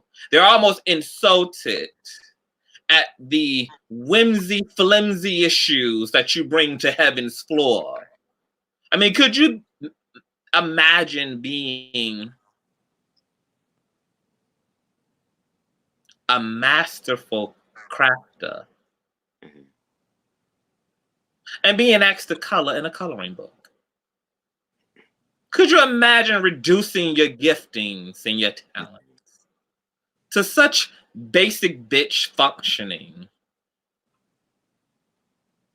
Yeah. This also makes angels hard to get in contact with because they low-key kind of frown upon humanity. Now, because angels are rather antisocial, who is not are jinns. Jinns are, once again, a lot like us. They're communal. They love interaction. They're pack species as well. They have families. They have philosophy. They're also free and critical thinkers. They were born further away from the truth than angels, which is why they don't have a made up mind about the truth. They contemplate it the way that we contemplate the truth. Because we were born further enough away from it that is not completely objectively understood, or we have a conviction, or we see truth as clearly as we could. Because we're born at enough distance from truth to be able to contemplate the truth. And jinns are in the same predicament. So you actually have jinns who are atheists. Jinns, all jinns don't believe. All jinns are not. Some jinns are Muslim. Some jinns are Christian. They literally are just as diverse of a spiritual species as humans are. Okay? And all of the interactions in scripture where angels are mentioned, aside from ones where jinns are, aside from the ones where angels are being warlike and are being guardians and protectors, as far as the interactions with humans, the attraction to women, the procreating, these are more closely aligned to the function of jinn spirits than they are angelic forces. Okay, now in Islam, if you read the Quran, it has its own version of the fall of Lucifer, because in Islamic tradition, Lucifer wasn't an angel or a cherubim, he was a jinn who had ascended to glory. Okay, now jinn spirits are oftentimes used as well in magical practices and traditions. Jinns can be good and moral and ethical, and jinns can be chaotic and maniac and murderous. They can be just as we can be. Our human species is diverse. Everything is littered in. Okay? Jinns can be connected to your bloodline. Then this is where we get into hypersensitives, okay? Because exorcists and those who study demonology have oftentimes wondered, how does a spirit select its host? Because from the outside in, a little bit of everyone has become possessed.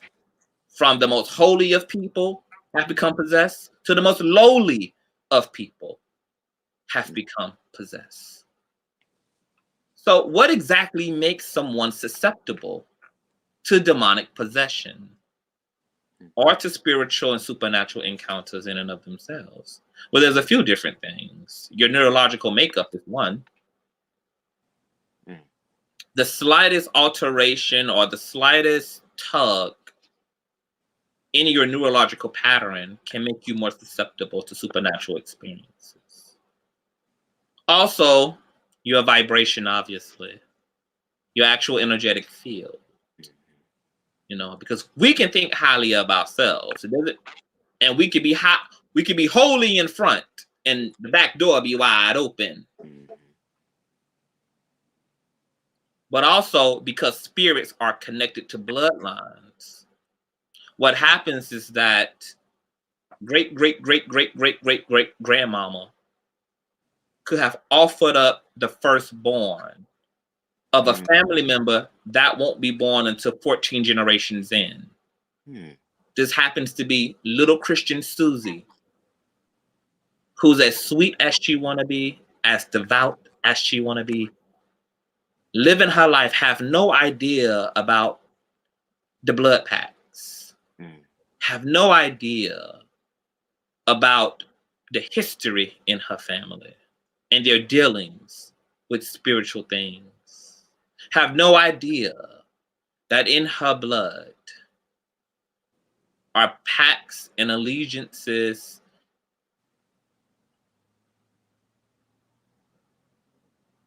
I'm looking for a word there. Pacts and allegiances and promises made between whomever and the other side. You want to yawn it out. Who? You. I'm not yawning. Oh, My eyes just low. You know why my eyes are low. Oh, God, you're high. Okay, got it. Mm-hmm, yeah. Okay, so little Susie, she looks like an anomaly when she ends up possessed. Sweet Christian girl. How could this happen to her? She's doing everything right. Vibration is high. She's unaware. She's unaware that she was sold 14 generations back. And that the spirit that now is possessing her might have been a spirit that was actually put in place to protect her. That is true too. Yeah. Or it could have been a spirit that was promised a body. If that spirit would give great granddaddy, great grandmama a service right now to heal, maybe to heal me, maybe to heal my husband. I'll offer you up my seed. All these things transpire. Okay. Now, Be the Difference Clothing says, can that be changed?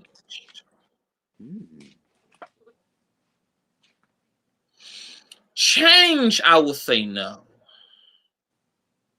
Can you cancel that bitch's subscription to your soul?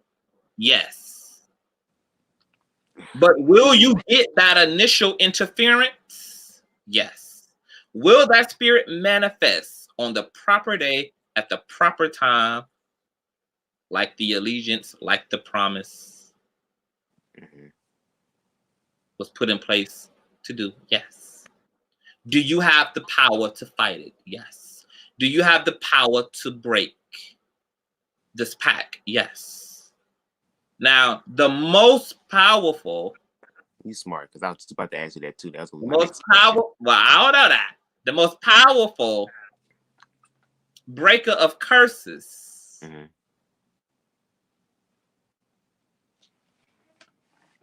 Generational curses. Generational bondage. Happens to be the name and the relationship from one soul to the most powerful empath that's ever walked the planet. And that's Yeshua, whose very name in heaven can alter any abnormal reality, can cancel any demonic and wicked scheme, can break, reduce, and destroy the yoke of any unnatural thing in your blood, in your genetics, in your family history, no matter how long, no matter how many generations, no matter how many decades, no matter. Because Yeshua paid for it all. Oh, yeah. Yeah. He destroyed his ego and ascended to the highest of the highest of the highest of the highest. And in him is a cure and a remedy and a devil destroyer of all portions. All things come under subjection to the highest consciousness one can ascend to, which is Christ's consciousness. Paul says, let that mind that be in Jesus also be in you. Let this consciousness, let the spirit that be in Yeshua also be in you.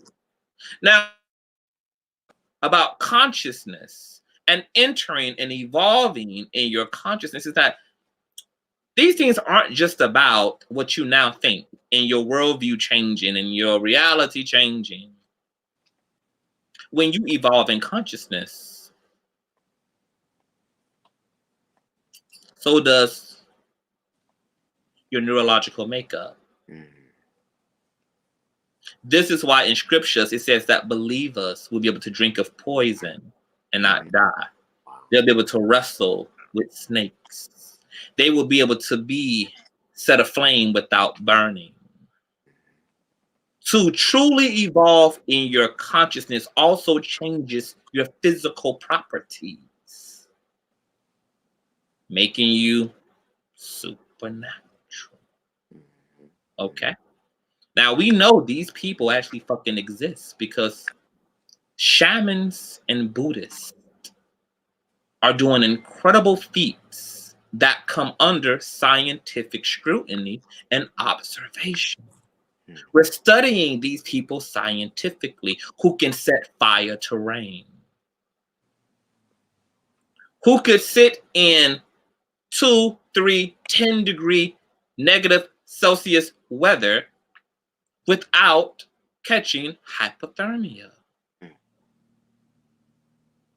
People who can heat up objects upon coming into contact with them. People who radiate such a electromagnetic force or aura field that can actually interact with our physical environment. Shamanism and medicine men, witch doctors, okay, who can actually physically alter things on a molecular level. These mystical people have existed throughout time. There's a particular YouTube video, if you type in Christian mysticism, where they go through a laundry list of mystics throughout the ages who historically were documented to be able to do some pretty extraordinary things as mere mortals. Okay, now back to Jinn. Nah, other spirits that can possess your ass are elemental spirits. These are probably the lowest. Not the lowest in terms of lowest, but under angel, under Jinn, and then comes the elemental community.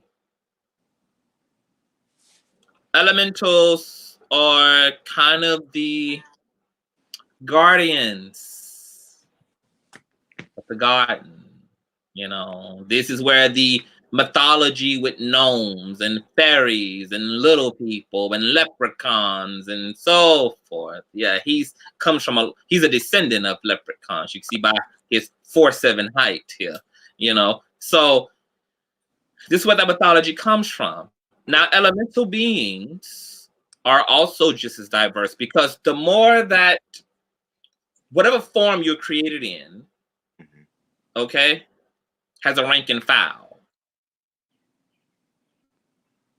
What are made out of things closer to God, outer light. Jinns are made out of a smokeless flame. They're made out of the outer of that light. Okay? Elementals are made even farther away from that light than the Jinn are.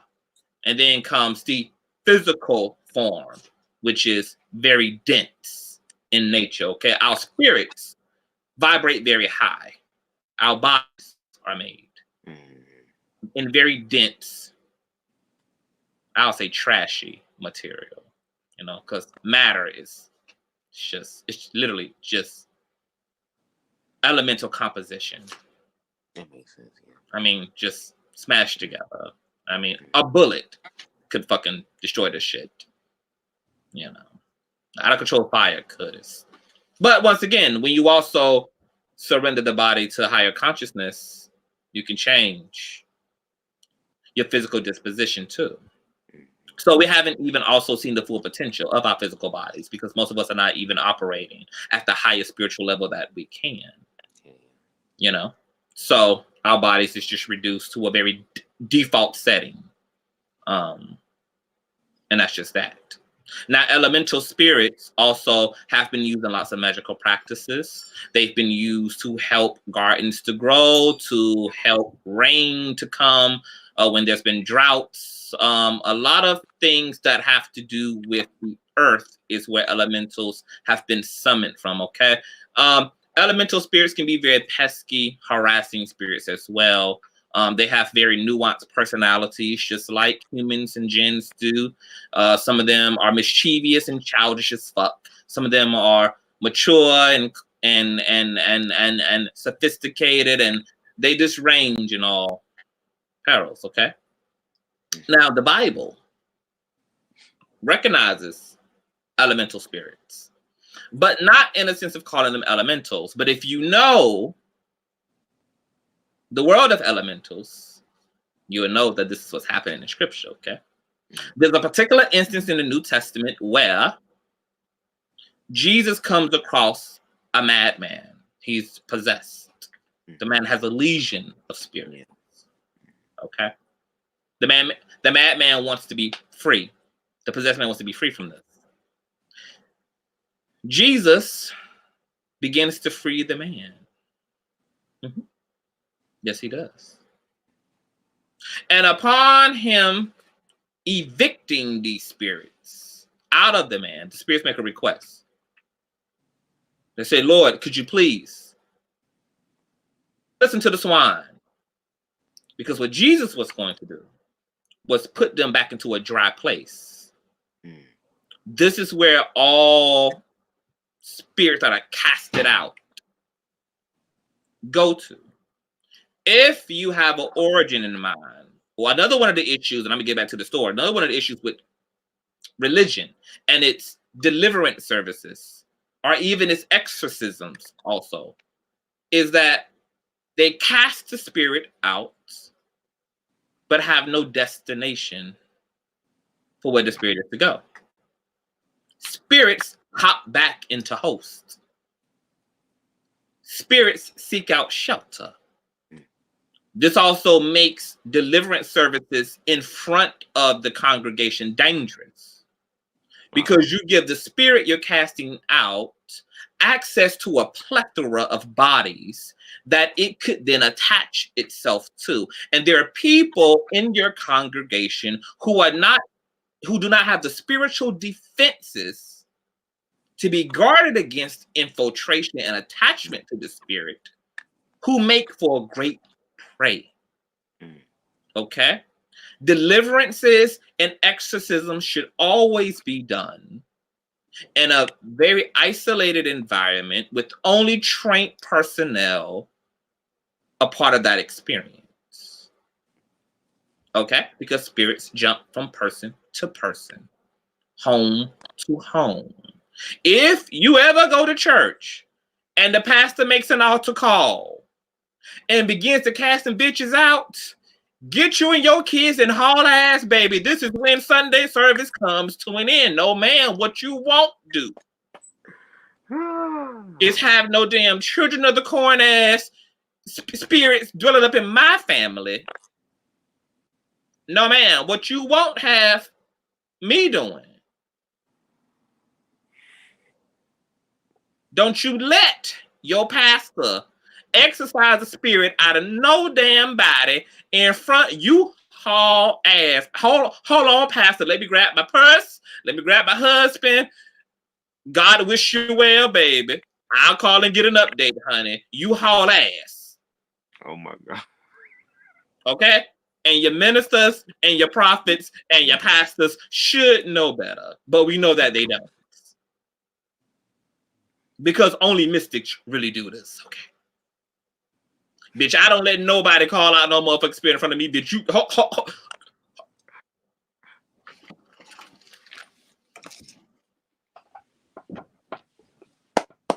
While my ass still sitting here, hold on. Let me leave too. Shit. Bye. Love you, pastor. Is y'all finished? It's over? Oh, okay. All right. Okay, we back. So, back to the story. All right. Jesus began to exercise the man. The spirits make a request into the swine can we go, please? Because you were going to chain their ass up in a dry place until judgment, which is what you are supposed to do. You are supposed to assign a destination to the spirit, or else the spirit is not bound. And you want to bind the spirit. Okay? You want to chain it up. You want to keep it from being mobile. Okay? So Jesus instead makes the request for whatever reason, which is very interesting to me. Now, Jesus is prophetic, okay? So he knows shit that we don't, okay? I don't know why he made the request. Maybe he made the request because these spirits in and of themselves didn't possess.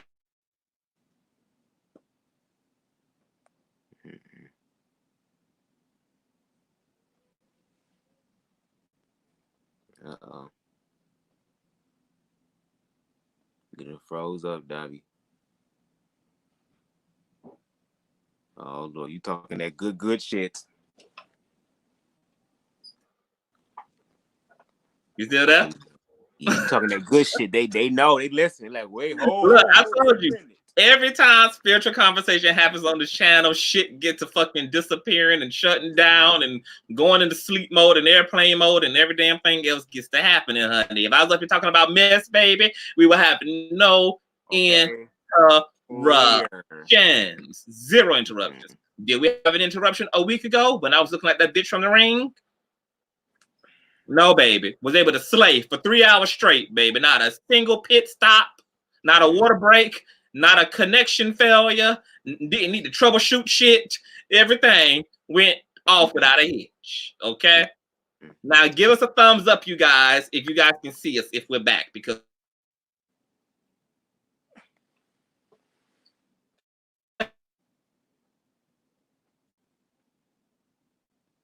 it's doing it now. YouTube is trying it.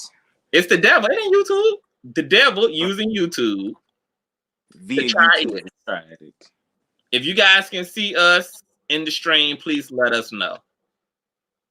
Because I don't want to be talking and it be not even landing upon listening ears. So let us know in the comment section, you guys, and then I will proceed. Miss Reese says, you are teaching so much truth. Be a part of a deliverance team. You are dropping so many pearls. They're not teaching us straight. Powerful. They playing games. Miss Ramsey says, now you back. Okay. Be the difference clothing. Okay. So we back. All right. So Jesus, I don't know why he get thee behind thee here, Mazel. Yes, God. Okay. I touch and agree with that. Yes. Now, Paulette says, we see you. Okay, great. So Jesus makes the choice, okay, to meet the requests of this legion of spirits who have entered into this man who's become possessed, okay? Now, maybe the reason why Jesus met the request was because the spirits were doing what the fuck these spirits are supposed to be doing. It was this man who summoned forth these spirits. He might have been playing around with shit he shouldn't have been playing around. It was his fault. This kind of like, if I see an ant pile and then I go over to an ant pile and put my foot, I put my hand in and I get bit, it ain't the ants that should be punished. Yeah. The ants are minding their motherfucking business. If they bit me, they did what they were designed to do if I came into contact with their ass. Okay? So I'm assuming that Jesus met the request because this man being possessed was of his own fault, not necessarily of the spirits. Now, what's fascinating about this occurrence in scripture is that after the spirits are then casted into the swine, what does the swine go and do? The swine go and run as a herd off the edge of a cliff into the depth of the sea below. And nobody could understood why Jesus didn't send these demons to hell. And why did the spirits then go into the swine? And then from the swine, why did they willingly go and plunge off the edge of a cliff into the water? Elemental. Well, that's because the spirits were elemental in nature and they were particularly Aquarian spirits. Mm-hmm. Yep. They re-entered back into their realm, their dimension of existence. Every place on our earth, from our oceans to our skies to our wilderness, have a realm. Okay?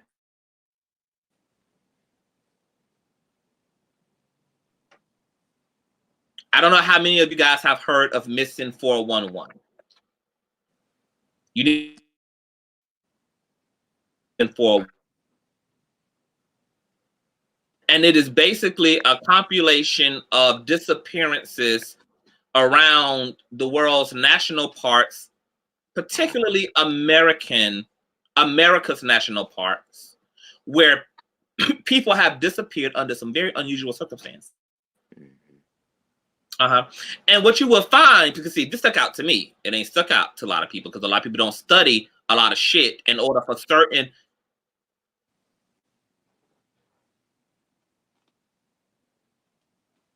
But what you do know, you recognize how you see it. You recognize it when it's involved in a situation, okay? There's an interesting connection between boulders and disappearances of missing persons. Let's go through this shortly, or quickly, should I say. People will disappear in national parks. Search teams will go by boulders 100 times. Go by the same boulder 100 times, searching for folk. And guess what? Never find them. And then out of nowhere, days later, weeks later, months later, the body of the person who went missing will be right there in plain sight near the boulder. This will baffle search teams because they looked over this place with dogs and people 100 times, back and forth, back.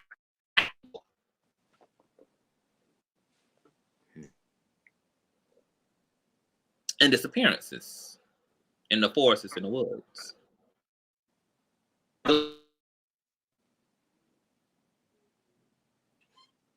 See, there you go.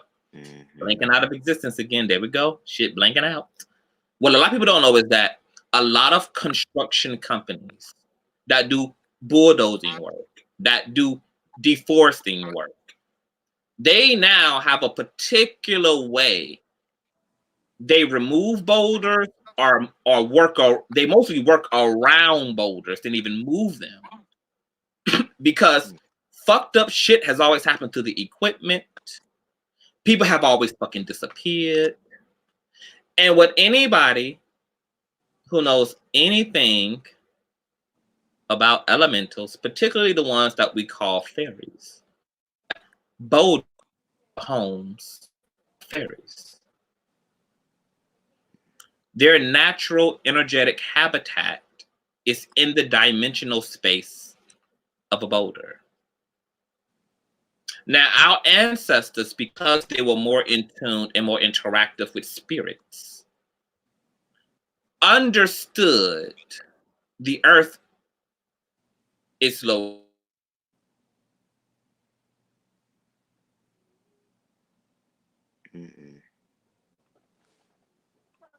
The Bermuda Triangle, these ley lines that exist in the earth, our ancestors understood that by coming in contact with spirits, okay?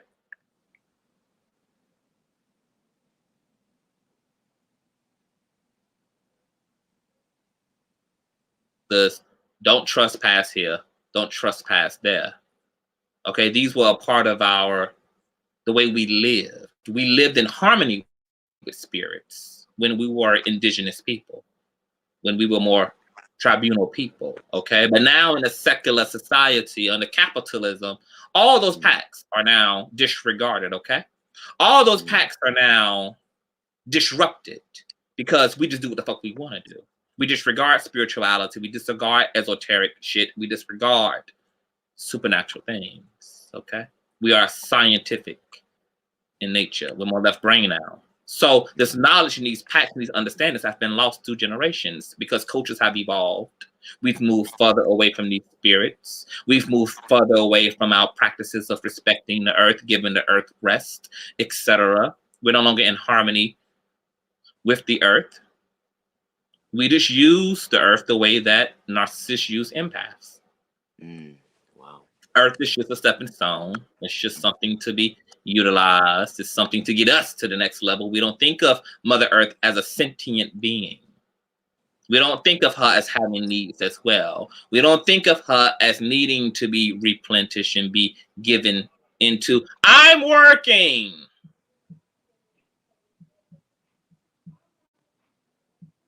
So, because we move further away from these things, we are going into the woods. We're deforesting areas that we are actually trespassing on. And just like any other being, when there's a trespassing, violation,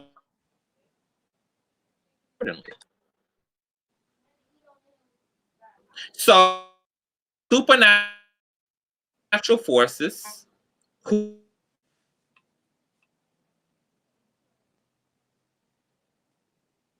starting to act up again, Davion. Who are home, who have a home in our clean up again because Satan is having a problem really getting behind the bitch. I believe Satan is a bottom. That's why he likes to be bumped over in front. Nigga. Be a top, Satan, okay? Get behind me, okay? Get your bottom ass behind me, nigga. Because you are team too much, Satan. You're team too much. Now, the devil top though. I used to have a big problem with this.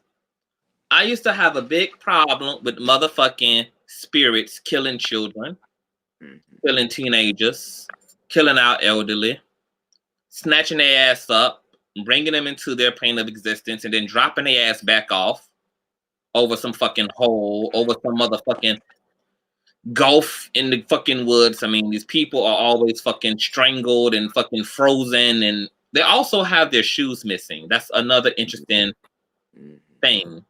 If you look at a lot of the mythology around fairies and gnomes, they're always seeing what? Shoe shining and shoe collecting. There's some infatuation with footwear to some of these elemental beings, okay?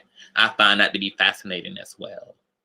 So, upon having an issue with them, I stopped having an issue with them because I realized, you know what? They do exactly what we do. If I'm sitting in my home and you come busting through my front door, I'm busting a cap in your ass. Pretty much. In your ass, your child's ass, your teenager's ass, whoever ass comes through the door busting up in here with a cap in their ass. Okay? Respect the boundary. Okay? If I can get it when it and disregard it. The guardians of this planet are no different. If you build upon their land, they're going to fight you for it. If you're destroying a land that their spiritual home exists in, they will fight your ass for it, even if that means to the death. And because we're deeply out of touch, we also build communities and homes and fun parks and tourist spots on places on our earth that we're not supposed to. And our ancestors knew this. Our ancestors know that you're building the resort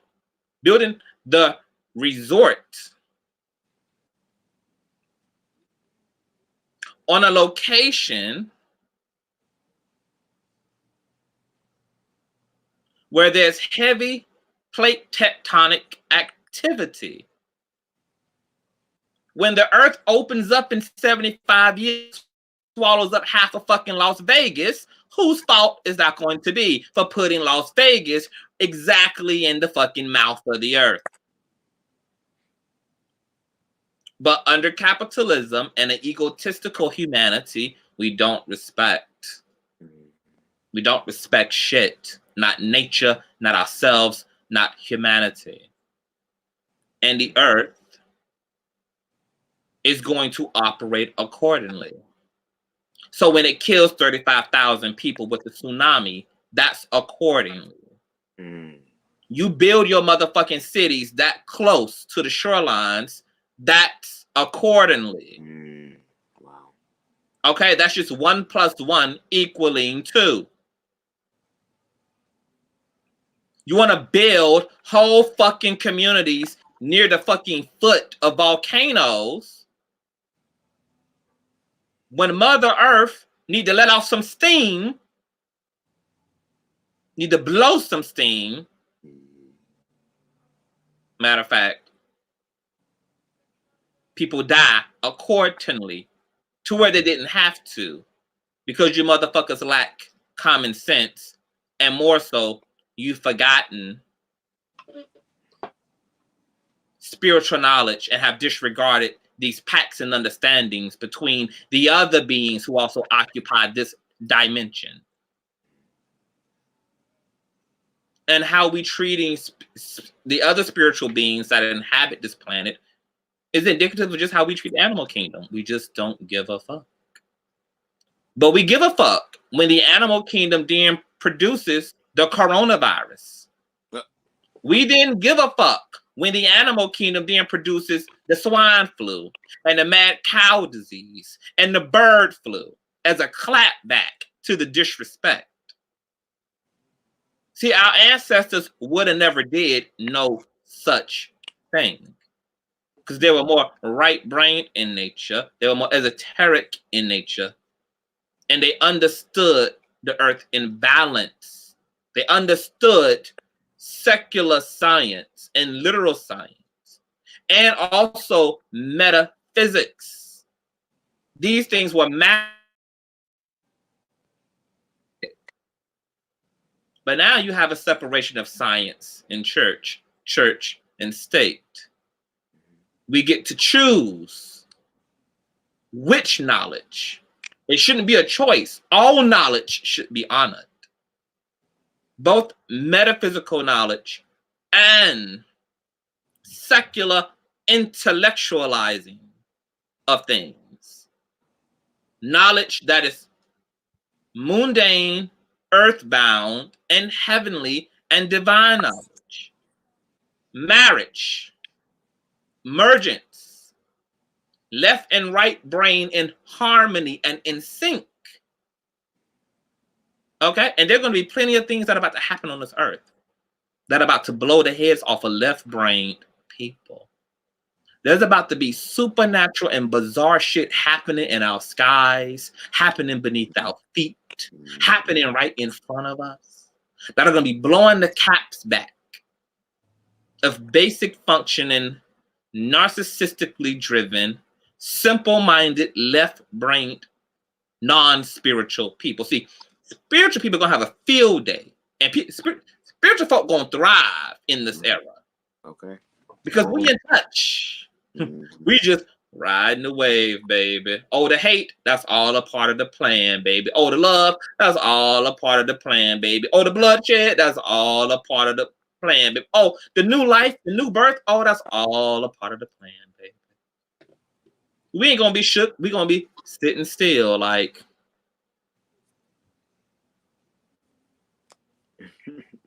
Exactly. Going according to plan. I did not see the red quarter moon last night, Raw. Be privileged. I didn't. I wish I would have. It's already happening. Those who are woke see it already. Already. Facts. Trapping us in the physical, low vibrational form of thinking. And that's all that the world is coming down to. Why you think reality TV is a hot mess? Yeah. The music is garbage. The food is garbage. Okay? Fluoride in your water. Fluoride in your eggs. Poisonous vaccines. Garbage media. Dumb governments. Police brutality. The reemergence of racism. All these things are created to create race wars, gender wars, religious wars, diseases that are man-made, diseases that are being reverse engineered, all to keep you dumbed down and small so that you cannot and refuse to and is incapable of experiencing the multi-infinities of God. Disconnecting you from your pineal gland, because every time you come into contact with fluoride, you're potentially shrinking your pineal gland, okay? cutting off the fucking electrical surges that charges the region of the right side of your brain that's responsible for your otherworldly encounters, creating less of a electrical charge. We all are supposed to be naturally vibrating at a high at the rate of a high-powered battery, or maybe even a small locomotive. Do you know what we vibrate at the rate of now?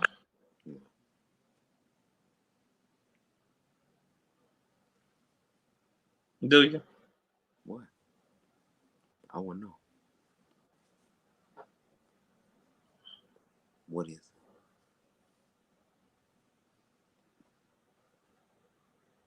I can't even find an example in my head.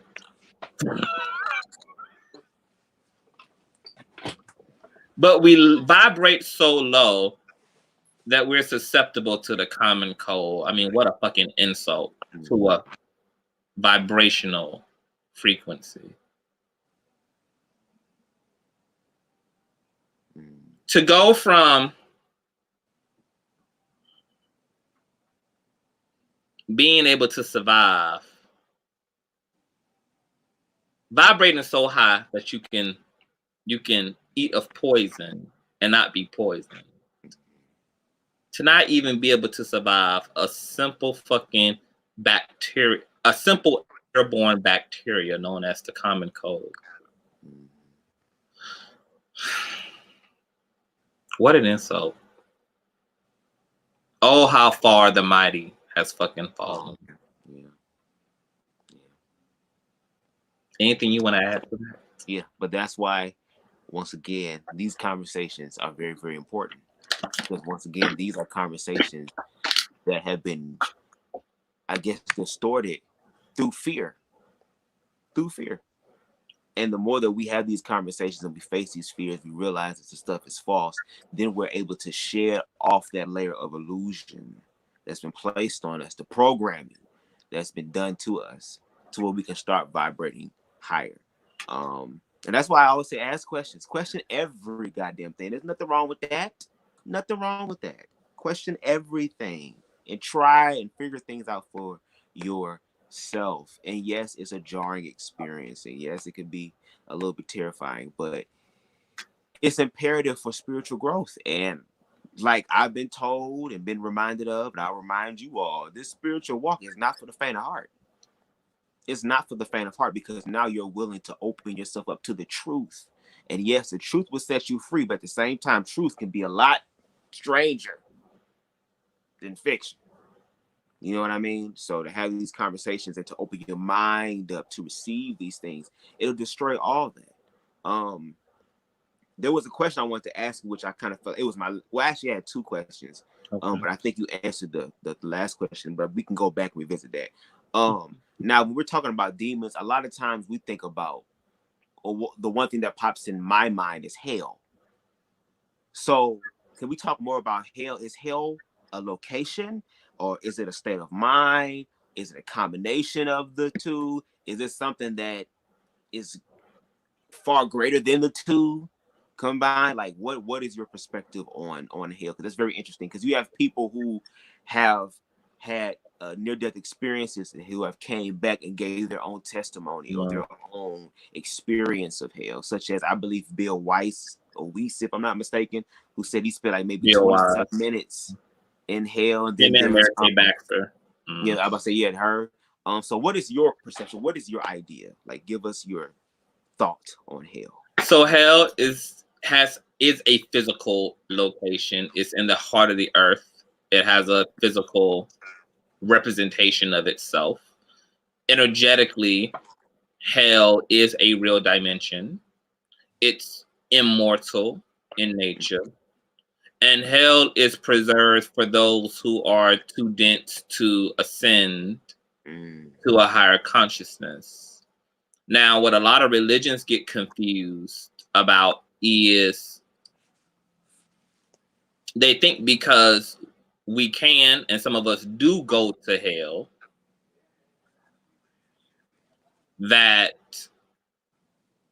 and because hell is immortal, that there's no relief or no ascension or freedom from hell. You was about to answer my next question. Go right ahead. I always do. Mystics. Boom. So yes, hell is real. Hell is immortal. And hell will be no more when God says that it's no more. Now, the scriptures tell us that hell will be thrown into the lake of fire and that both will be destroyed, both the lake of fire and hell, because they're both immortal dimensions. They're not eternal. Nothing eternal can be destroyed. What's eternal always is. But hell and heaven, neither are eternal. They're both temporal dimensions. They're both disposable dimensions, okay? Now, as a Christian mystic, I believe that what Christ did gave us all the ability through his ascension and through showing us the way to ascension, allows us to break the karmic debt in our life to the point where we can now break the string of reincarnation connected to our lives. Hell. Okay. Now, I believe that souls that are pretty messed up, but are redeemable, reincarnate. I believe souls that are too dense and too far gone to benefit from a reincarnation experience or for a redo, if you will, have to be purged and sanitized in the flames, fire of hell. In our physical world, we purify things by putting them through what? Fire. We purify needles. We kill disease and toxins and impurities by way of fire. Fire is a purifying element, transformative element, because fire also has the power to change the composition of everything it comes into contact with without changing its own composition. Yeah. Okay? So souls that are too dense have become too wicked, too corrupted. The motherboard has become too damaged. Go to hell. Now, the thing about hell is something that Christianity don't talk about either. So odd. The scriptures tell us that during Jesus Christ's 3-day death, that he was in the heart of the earth, in hell, preaching, spreading the gospel. And that on the 3rd day, he came out of the earth with saints and a crowd of witnesses. And that from there, they went into a higher dimension of God. And the scriptures say that Jesus, Yahshua, took the keys of hell, that he conquered death and hell. And he took the keys of hell with him. Now, I believe that what that means is that while hell is still a space that can be inhabited, the doors are completely open. Yes. Souls can come and go at will. Now, some people may say, well, the fuck? Because who the fuck would want to stay in hell? The same people who want to stay depressed and not get help. The same people who want to stay narcissistic and not ever seek therapy.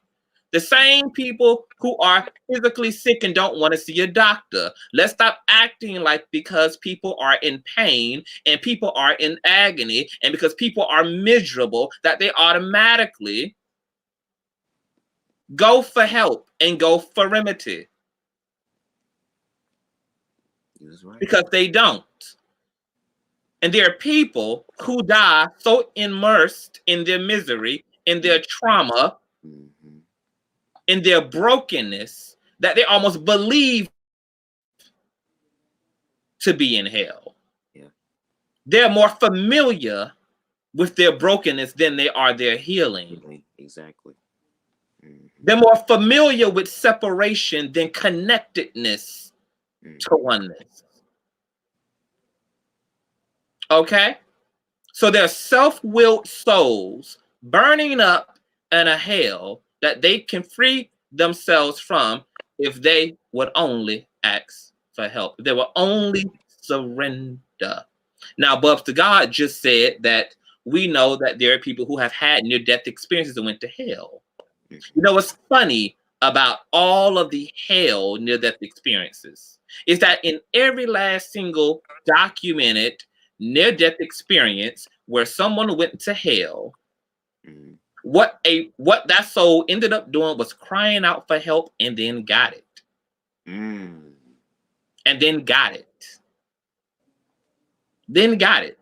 All they had to do was yell out, scream out sincerely from the bowels of their heart and their soul to God, to Christ, to whomever, and they were rescued because the doors of hell have been left wide open. Wide open. Now it's there. But you go and come at your own discretion. Exactly. Leads you to water, but can't make you drink. Can't make you drink. How many people right now sitting in a personal hell that they can do something about? Ooh, come on. How many people holding on to pain, holding on to heartbreak, holding on to abandonment, holding on to guilt, holding on? But you know, the funny thing, I believe all the souls who have been in hell and have not been able to liberate themselves from hell are all people who suffer from shame. Because do you know what's interesting about the presence and the principle and the manifestation of shame is? Shame requires punishment. People who suffer deeply from shame are always welcome and open to the abuse they receive because some part of them says, you deserve it. The abandonment they feel because some part of them agrees, I deserve it. I'm to blame. And I'm to blame requires consequence. Shame will leave you in a state of unredemptiveness. It'll leave you in a perpetual state of suffering. So hell, yes, very real. Hell, something you don't want to experience, no matter how fucking temporary it is, no matter if you can free yourself. And for those who say, oh, Earth is hell, bitch, you ain't been to hell. Because if you had ever spent any time in the metaphysical version of hell, baby, this looks like heaven up here. Even the worst parts of what's going on our planet look comparably like heaven. I mean, comparably speaking. 1 minute in hell, 1 day in hell is 1,000 years of hell burning, hellfire, hell separation. And there are no words to be able to articulate the level of separation you feel when you have entered into the dimensional space of hell. It is supernatural agony. It is supernatural torment. And it's all your own suffering. That's what's so fucking crazy about it. It's not the wrath of God. It's the wrath of an ego that refuses to turn to God that creates suffering.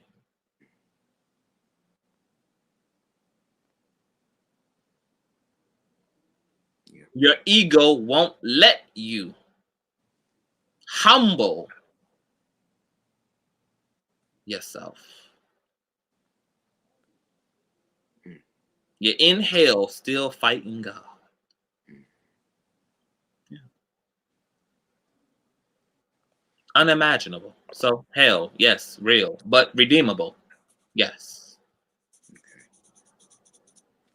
And I guess the last question that I have, unless I'm sure the comment section is just flooding with questions. And I think you've already answered this, but if you have, forgive me. Guess you can reiterate again, because it's never bad to reiterate something that can help somebody.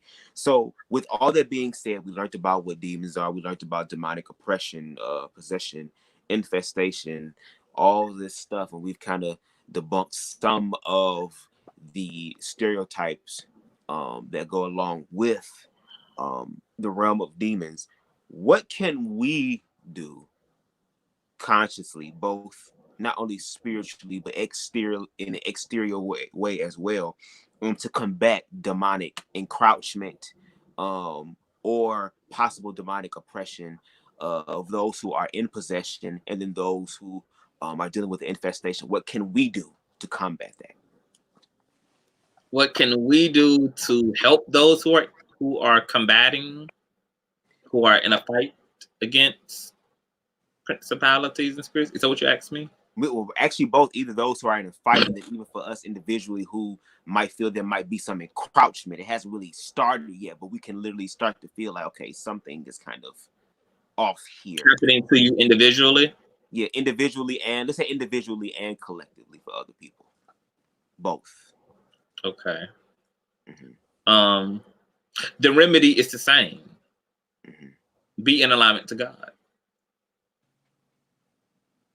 That's just the cure of all cures.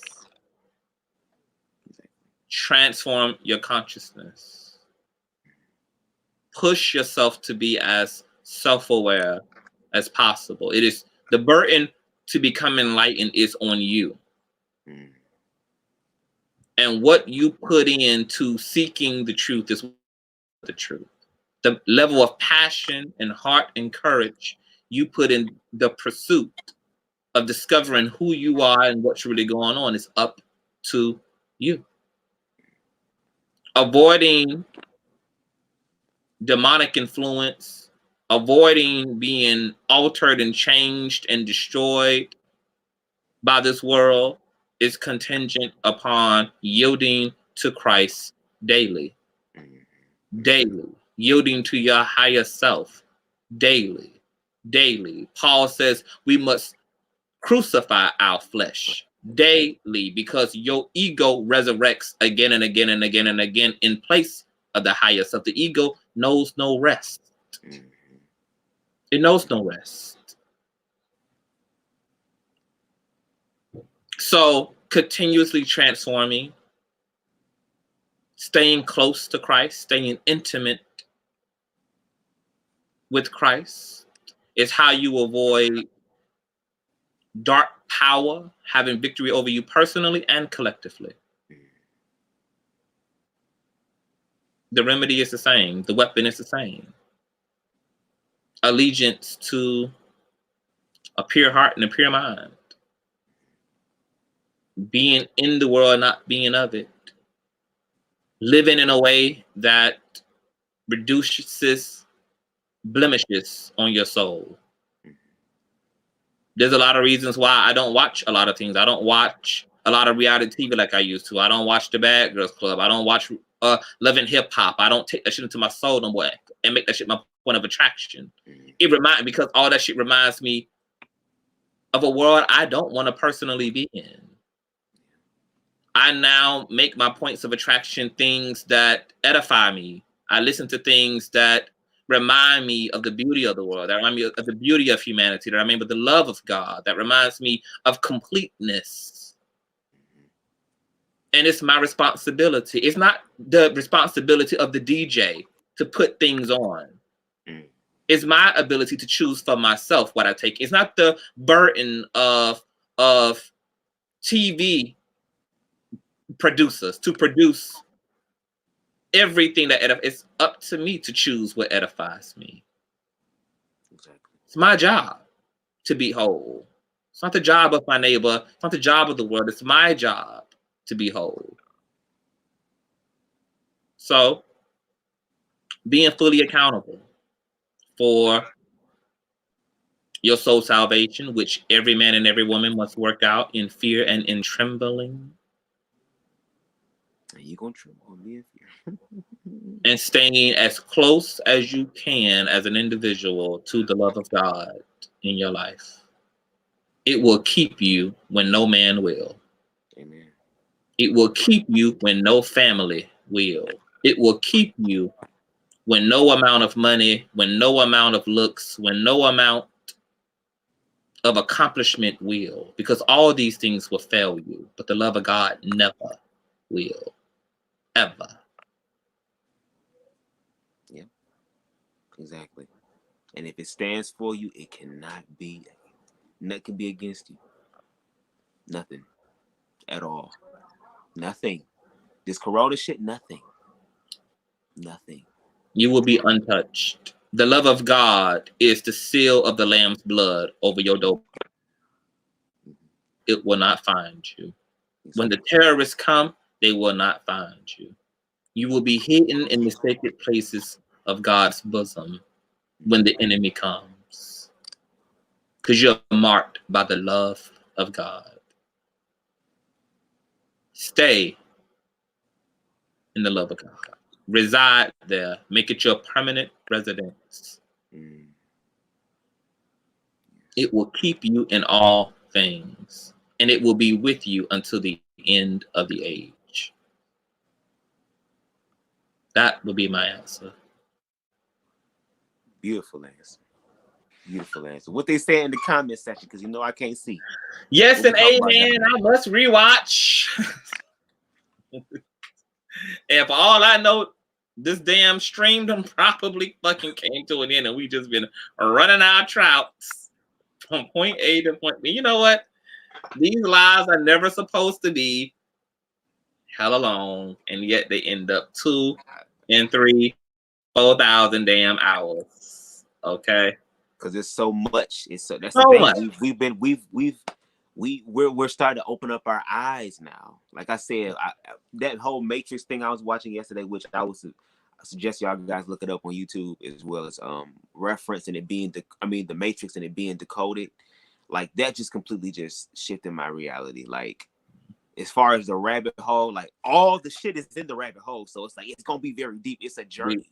It's a journey. And that's the one thing about spirituality. And like Davion mentioned before in his previous lives, and that I have to remind myself as well sometimes, spirituality is not a destination. It's never going to be a destination. It's going to always be a continuous journey. So when you look at life like a student and you start to observe things, and there's still some things I'm working on as far as being a student that I know. Yes, there are some things you're working on. All the shit sometimes.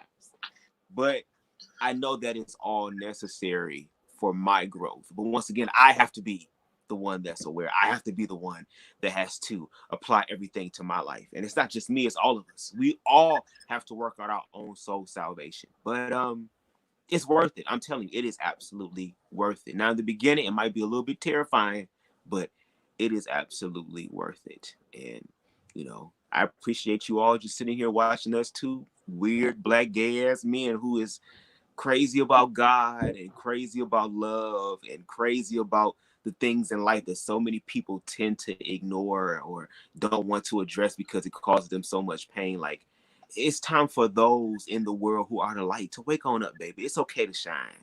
It's okay to shine, and shine bright.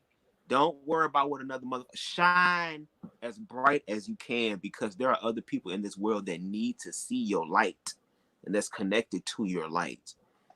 And we all in this together. We are all in this together. Can't nobody sit this out. This time around with the shit that's going on right now, as we can see, ain't nobody on the bench, bro. Everybody, come on, everybody. We gonna find your purpose. We gonna find what you good at, and we gonna utilize you for that whole situation so that we can go ahead and get this done. Because it's about love, y'all. At the end of the day, it's about love. Love conquers everything. Love keeps no record of wrongs. Love is paid. Love is all these one. It's transformative.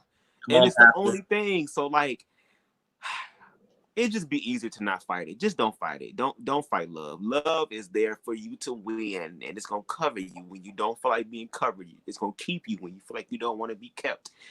It's grace and mercy abundant forevermore. Forevermore. All you gotta do is just believe it. And I'm sitting here looking like a whole damn coven reject, but that's all right. Come on, a flyleaf and Evanescence. Okay. Cove, a crossfade, all that shit. Yes. Faith pleases the Lord. Yes, and without it, it's impossible to please God. Without faith, and all things are possible through Christ who strengthens us. Yes. Love and faith. Have faith in love, and love in faith, and love faithfully. We're gonna get out of here. We done held y'all for, according to StreamYard, 2 hours and 55 minutes and 25 seconds and counting. Okay. You guys already know what to do here. I hope you guys enjoy this kingdom building and teaching with me and BubzDaGawd. Of course. Thank y'all so much for y'all love and receiving me. I really, really appreciate it. I believe somebody did cash at me, but I can't see who it is because I don't want to mess. Oh, you heard it go off? I heard something go off and I couldn't really see it because I didn't want to fuck the stream up, but I guarantee the next live that we do, which I know is going to be coming very, very soon, I'm going to make sure to shout y'all out. Thank y'all so much. I appreciate y'all over here on ConsciouzTv. I told y'all, when you come over here, the people love you. I love you. Thank you. I just love you. And the glory just bleeds over, honey. The love just bleeds on over to your little disciple self. Yes, God. Can y'all believe I be having to make him get up here and do stuff like this? Oh, Lord. Yeah, so I gotta call you out just a little bit. Just a little bit. And I've been checked plenty of times. Right. What the one little boy say? I love you, but I don't like you all the time. Okay. Come on, self-awareness. Yes, God. Well, we love you guys. Want to get out of here? Nicole, Goddess, Elaine, Just Be Real, Hair Moselle, Critical Thinking. Thank you all. Blue Holman, thank you all. And I hope you guys stay blessed and stay protected. And God keeps you and your families. You know, in this Corona time, and you know, our world is changing, and people are changing, and it's a lot of things going on. So just stay prayed up, stay close to God, no matter what happens, and stay in peace, not pieces, as Iyanla would say. We'll catch you guys on the flip side. Peace.